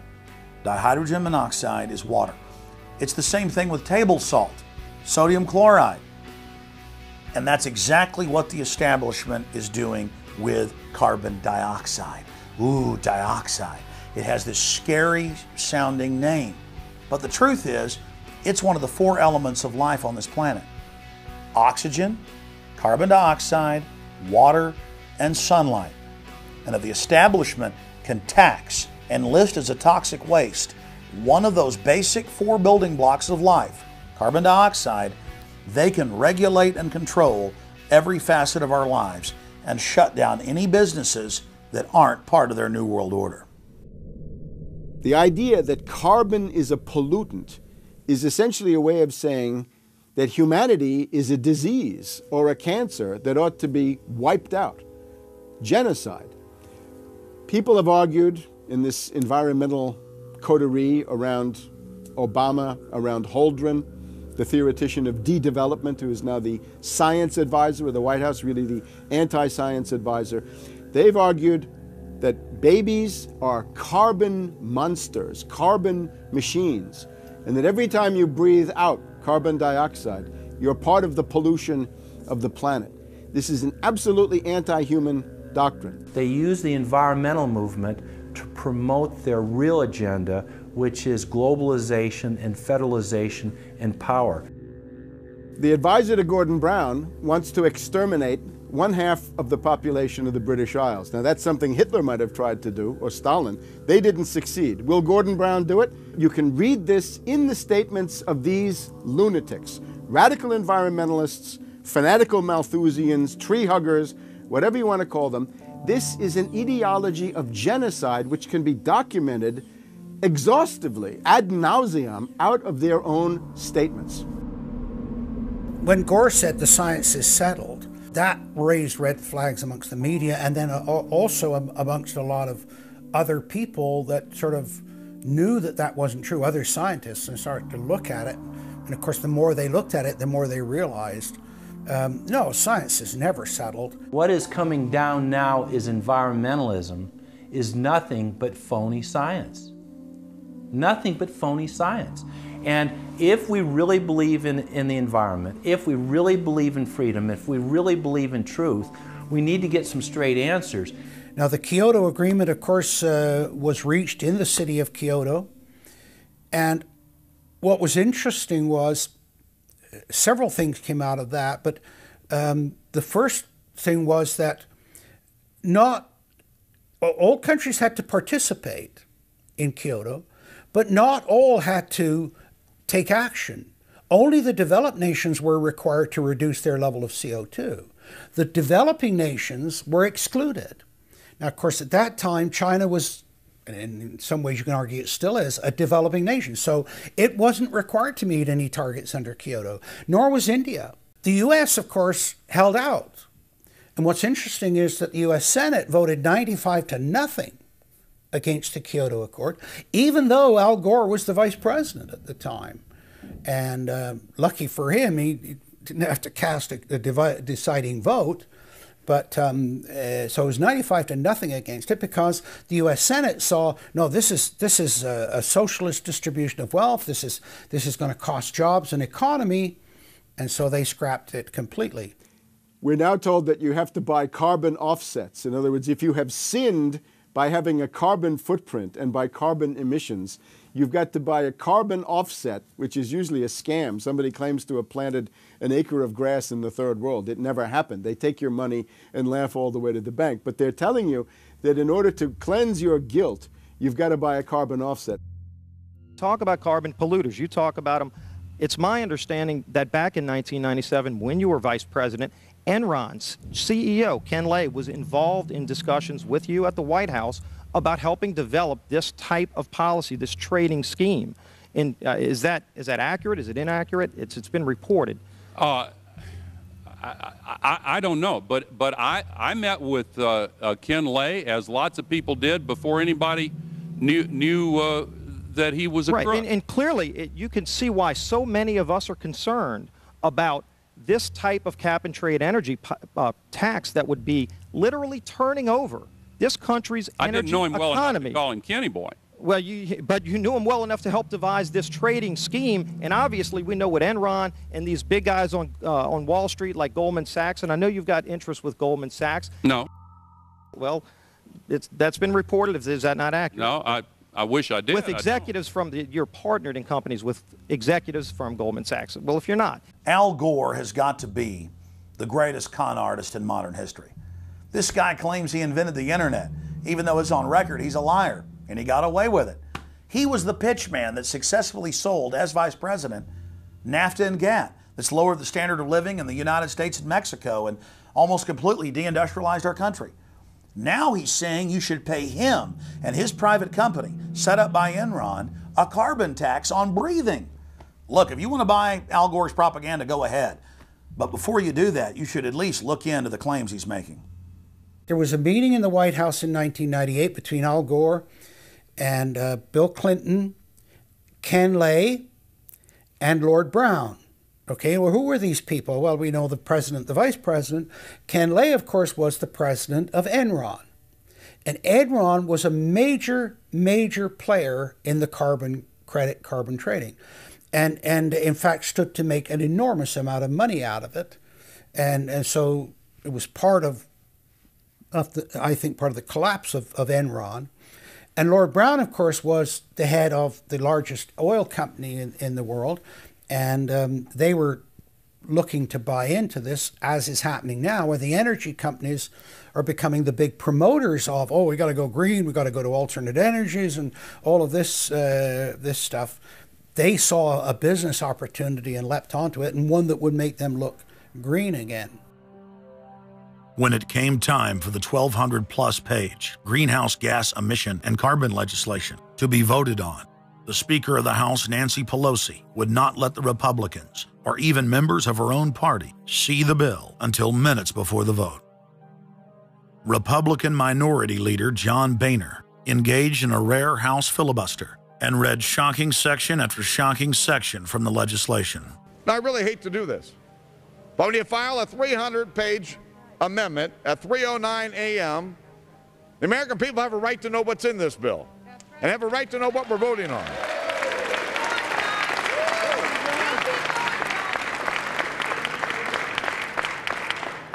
Page 48. Each building code enforcement department receiving a grant under subsection A shall impanel a code administration and enforcement team consisting of at least one full-time building code enforcement officer, a city planner, and a health planner or similar officer. I can take you to Chickasaw, Mercer County in my district. They don't have one full-time person that works for the village, all right, not one. Look at the mandate on every city, village in America right here in this bill. So that we're not only going to tell you what the codes are going to be, but we're going to tell you how many people you need to hire to enforce this. Page 41, determine any geographic area within the contiguous United States that lacks a federal power marketing agency. Because, you know, we can't move power around the country without a federal power marketing agency. We do it today, but now we have to have a new government agency to do this. All California housing standards are now going to be imposed on every American community. You don't have the right to have your own building standards in your community or in your state. Hell no, the federal government's going to tell you what they are. It quickly became clear why Pelosi and the Democratic leadership were desperate to keep the contents of the bill secret before the vote. Now, because of this underlying bill, the federal government will virtually have control over every aspect of lives for the American people. It is time to stand up and say, we get to choose. We choose liberty or we choose tyranny. It's one of the two. The underlying bill represents the tyranny and the intervention of the federal government. It's our choice. What will we choose today? Will we choose liberty or will we choose tyranny? And I know that we'll be facing the single moms that heard from last summer. They can't afford the gasoline bill. They can't afford the propane. You didn't do a great thing. You hurt some really decent families struggling, trying to make it, and this is going to be their death knell. It breaks my heart. I yield back.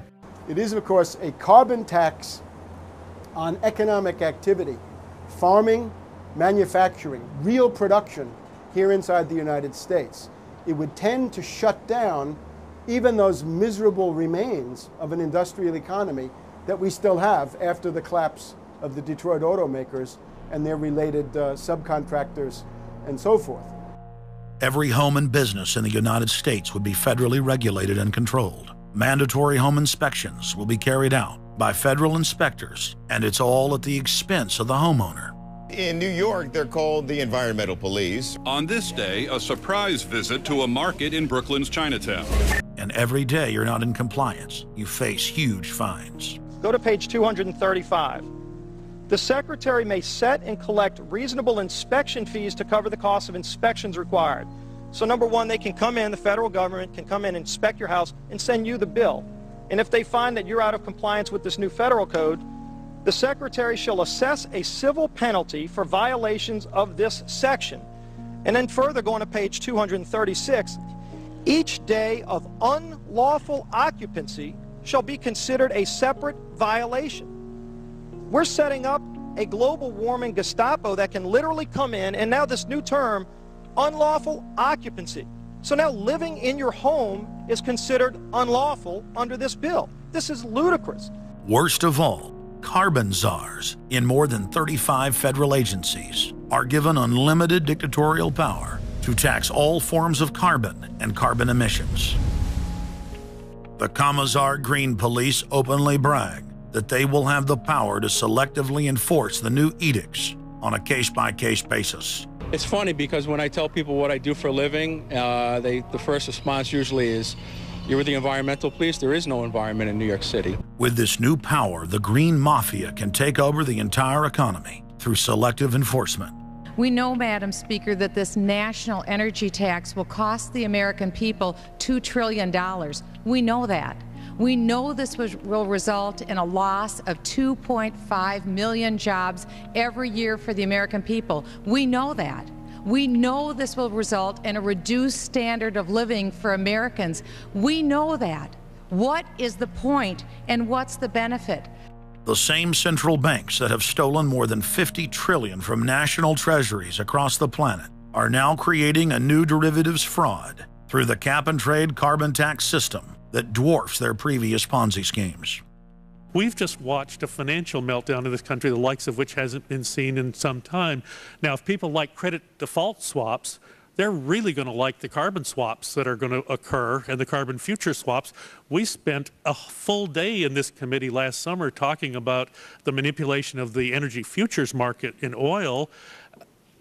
We're going to create, I fear, another such system that people who have an inclination to react dishonestly to systems are going to actually have a new opportunity. Is that not a problem? A select group of central banks are lobbying for the same legislation to be passed worldwide. Once the so-called green economy laws are in place, only global megacorporations and their subsidiaries will be allowed to do business. Van Jones, Barack Obama's first green job czar, has stated repeatedly on the record that the new green economy is only a cover for a complete revolution against capitalism and the total redistribution of wealth. But what Van Jones doesn't tell his sad followers is that the elite are bragging that the modern green movement was designed from its creation to destroy the middle class and transfer all wealth into the hands of a super elite. They're not doing this to uplift the poor. No, the goal is to enslave the planet and usher in a new dark age. Every nation on Earth is in the process of, or has already passed, its own set of carbon tax laws and regulations. If their plan is successful, every nation on Earth will not only pay tribute to the powerful world government, but every facet of human life will be regulated by the technocratic global planners. Under the carbon tax scheme, China, India, Mexico, and over 150 other nations are exempt from the global tax system. You see, the bankers already own and control the third world. Their final target is the middle class of the West. Once they've dismantled the economies of the United States, Europe, and Japan, they believe no one can stand in their way. In short, the New World Order is a global corporate takeover. In their global corporate state, there is no room for individuality, sovereignty, or independence. As their program begins to face more and more opposition, lawmakers and supporters of the man-made global warming hypothesis want laws to be passed, making it illegal to question their theories. Recently, the head of Greenpeace was forced to admit that the Arctic and Antarctic ice caps grow in the winter and shrink in the summer, and that this is all part of a natural process driven by the tilt of the Earth and the Sun. The cosmic radiation coming from space, the amount reaching the Earth is affected by the strength of the Sun's magnetic field. So the magnetic field of the Sun is almost like a gateway controlling the cosmic radiation reaching the Earth. The magnetic strength of the Sun is also related to the number of sunspots. So they are directly related to changes within the inner structure of the Sun. The amount of cosmic radiation reaching the lower atmosphere creates more cloud, right? And cloud forms, you need to have what are called condensation nuclei. That is, little particles around which water can change from water vapor or gas into water droplets, minute particles that are visible in the form of clouds. We've known for a long time that there was more cloud than the amount of particles in the atmosphere, because we assumed it was clay particles and salt particles that were creating this condensation process. But there was this gap. We now realize, of course, it's the cosmic radiation that's doing it. So what the cosmic radiation is doing, controlled by the magnetic field of the sun, is it's like putting up a screen in the greenhouse and blocking out the sunlight. And of course, that then affects the temperature of the Earth. That's why there's a relationship between the sunspots and the temperature on the Earth. So we now know the mechanism, but they completely ignore that. More than 31,000 scientists from across the United States, including more than 9,000 PhDs from the fields of climatology, atmospheric science, earth science, and hydrology, signed a petition rejecting man-made global warming as a scientific fraud. This shattered the hoax of the so-called consensus that the mainstream media had been pushing for years, that every scientist on Earth believed that man-made global warming was a fact. If the people are able to block their carbon tax takeover, the elite's agenda to establish a planetary world government will collapse. To force their unpopular agenda upon the planet, the controllers are racing to complete the construction of their police state control grid. Borrowing from tactics used in the past by communist, fascist, and other totalitarian regimes, every form of classical textbook tyranny is now being implemented in the West. In the United States, the central government is federalizing local police. State and local officers are in a great position to collect important information on terrorists and their allies, and the Terrorist Screening Center stands ready to help you. This video, produced by Homeland Security, is required viewing for all departments in the U.S. And with the teamwork of local, state, and federal law enforcement, we have an excellent opportunity to see the picture and solve the puzzle before these terrorists can strike again. State, county, and city police now take their marching orders directly from DHS and FEMA. The videos and training manuals turn peace officers, once guardians of the Republic, into secret police. See way down there? There's a woman taking photos of the dam. Someone called 911 and reported a suspicious person. As you guessed, she's gonna be a Category 3 hit. And since it's very important that we don't let her know that we know, both the dispatcher and the officer need to make sure she doesn't hear the radio traffic. Stand by. If I could ask you to wait right here, please. Sure. Everyday items and activities are listed as proof that you are sympathizing with shadowy boogeymen of terror. Of course, he's going to keep his eyes open for anything interesting or unusual in the car. That would include cameras, binoculars, video equipment, GPS, maybe things like sleeping bags that suggest they're living out of the car. From their inception, Homeland Security and Northcom were set up to dominate the people and the states, not to fight the CIA-created Al-Qaeda. Patriotic members of the military and law enforcement, at great risk to their lives and careers, have sent this filmmaker federally and internationally produced law enforcement manuals, textbooks, documents, and videos. The MIAC report, distributed to Missouri law enforcement, lists gun owners, libertarians, constitutionalists as potential terrorists. The federally written document went on to list Ron Paul, Bob Barr, and American flag bumper stickers as dangerous paraphernalia linked to white supremacists. Even before 9/11, FEMA was quietly indoctrinating local police to have a hatred of the Founding Fathers and everything our constitutional republic stands for. Who was the first terrorist organization in the United States? Who? Founding Fathers. Founding Fathers. You mean Thomas Jefferson? Oh, yeah. You mean George Washington? Oh, yeah. Paul Revere? Yeah. These guys right here, let me ask you something. Did they try to scare people? Oh, yeah.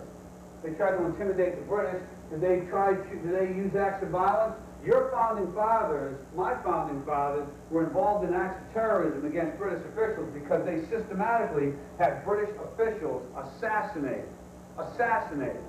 In the old Soviet Union, Nazi Germany, and Maoist China, the police's main job was not fighting crime. In totalitarian forms of government, the police are political enforcers, or commissars as they were known in Russia. It's their job to spy on the public and to intimidate the exercise of free speech. Once a climate of fear has been achieved, the public begins to self-censor, to shut down. Once the people have been intimidated to withdraw from the field of intellectual battle, the tyrants have a free hand to expand their oppression and looting of the helpless serfs.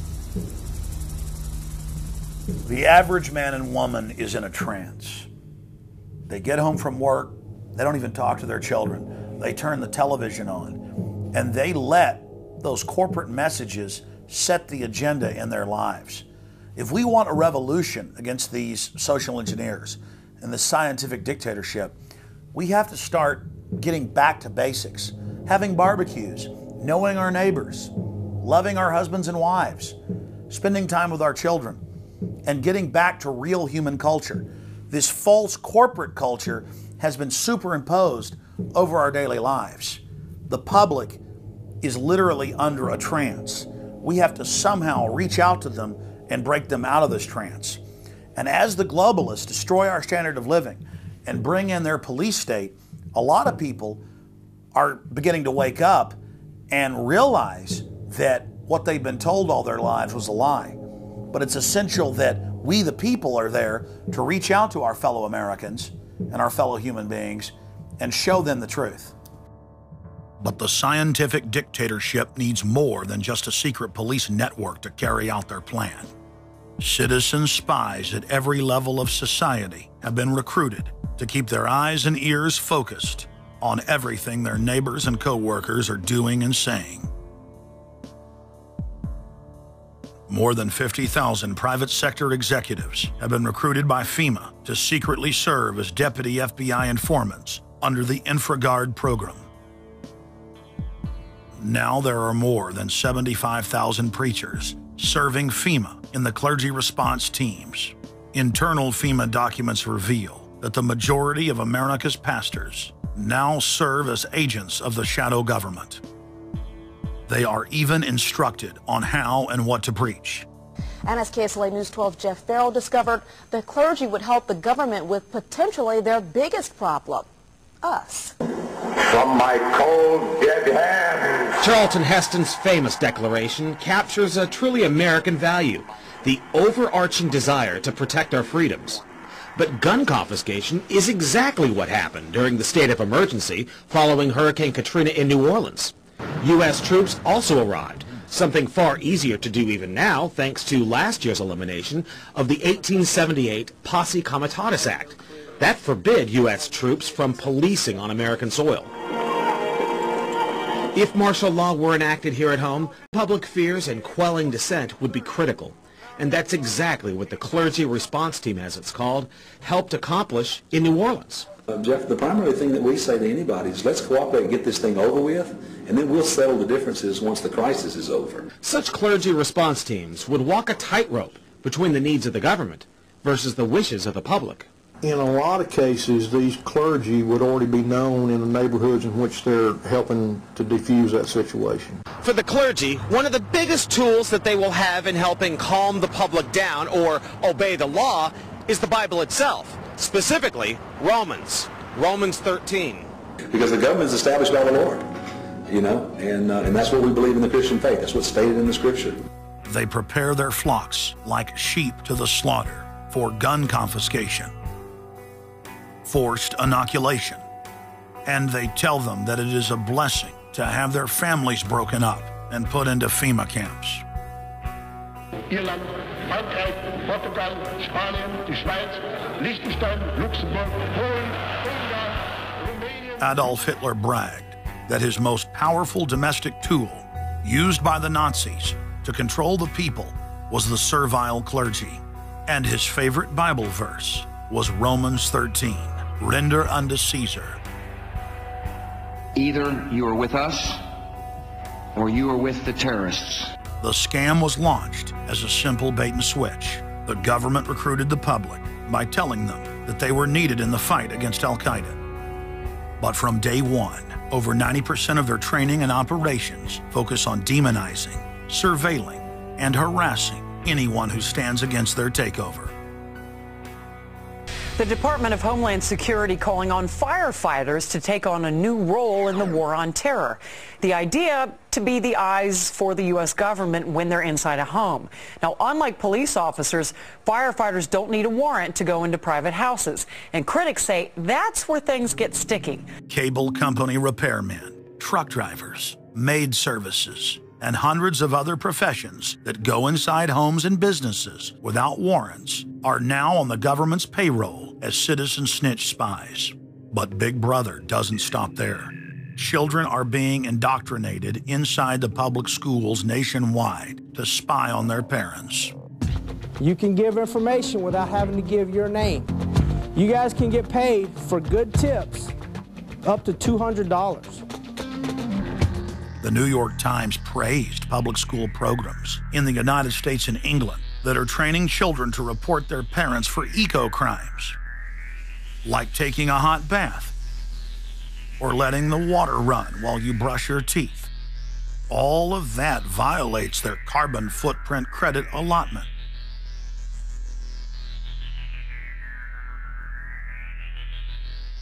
Check it out, check it out.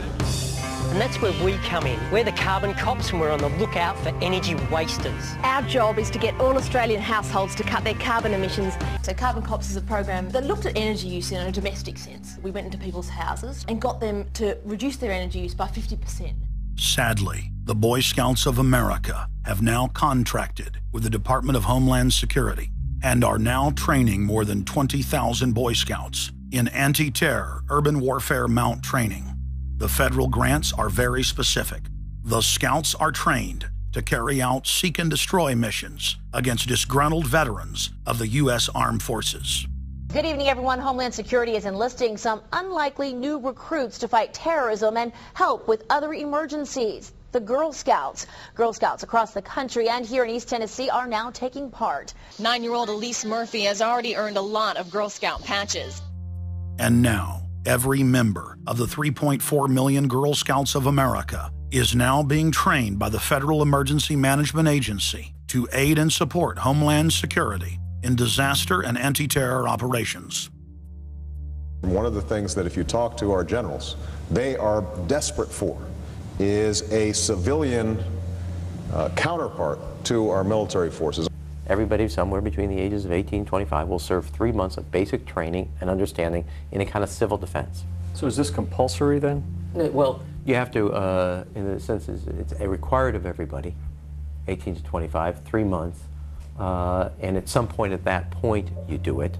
Creating citizen armies in one way is, it's disgusting, because what you do is you get young kids and you can mold their minds easily. And we saw them chanting and crying, and they'll follow any leader, whether it's in a black shirt, a brown shirt, a red shirt, whatever the shirt might be. Another branch of Homeland Security, the Corporation for National and Community Service, is setting up literally hundreds of other private uniformed youth groups. The White House has introduced legislation to establish forced national service for all Americans between the ages of 16 and 64. In 2008, the North American Military Governorship, known as NORTHCOM, announced that they had deployed 4,000 regular Army troops inside the United States to deal with civil unrest because they knew that their offshore masters were about to rob the United States blind. In 2009, the Pentagon requested funding from Congress to deploy 379,000 military personnel in thousands of communities across the United States. And now, legislation has been introduced in Congress to expand a system of FEMA concentration camps across the United States under the National Emergency Centers Act, H.R. 645. The Republic is hanging by a thread. The last vestiges of our free system of government are being swept away. You know, you got time to watch baseball, you got time to watch football, you got time to entertain yourself, but I think a knowledgeable public we're losing, and we've got to get people back on track to paying attention, because if you don't pay attention to your government and what they're doing, you're going to pay some dire consequences for it. Unless we become active and become influential in the power centers of society, there's nothing we can do about it. Just knowing about it is not enough. And as long as we are given at election time an option between the Republican candidate or the Democrat candidate, both of whom have been selected by members of the Council on Foreign Relations and both of whom have the same general policies, that's not going to change anything either. So the real issue is, so what? And the answer is we've got to recapture control of the power centers of society. The people have a decision to make. Our nation has been seized in the jaws of a global corporate takeover. The republic is passing into history. We're losing our freedoms.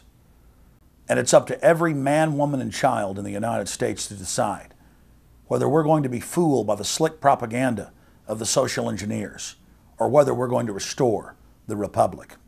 The values expressed by our founding fathers and the Declaration of Independence and other documents are very important to these times, and it's now our chance to manifest those documents. Now is the time for all good men to come to the aid of their country, because the country is being stolen from us in broad daylight.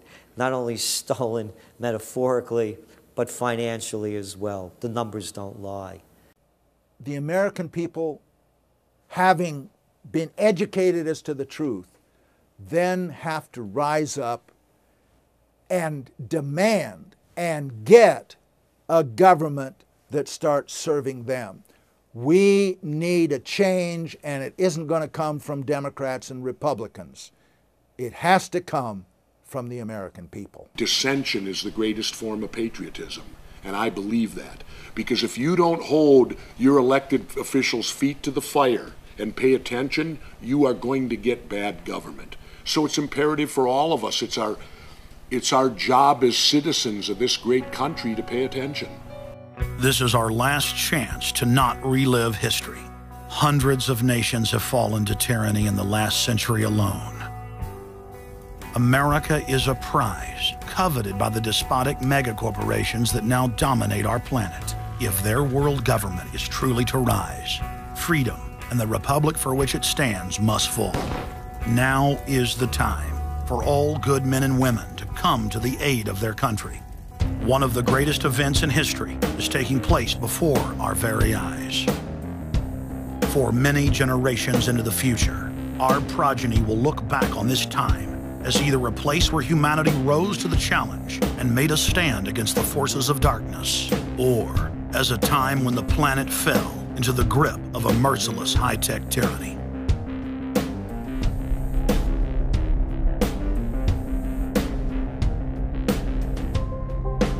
In Part 2 of Fall of the Republic, you will learn the elite's master plan for humanity. But more importantly, you will learn how to stop that plan, reverse the criminal tide, and reignite the flame of liberty on the long march to man's ultimate destiny.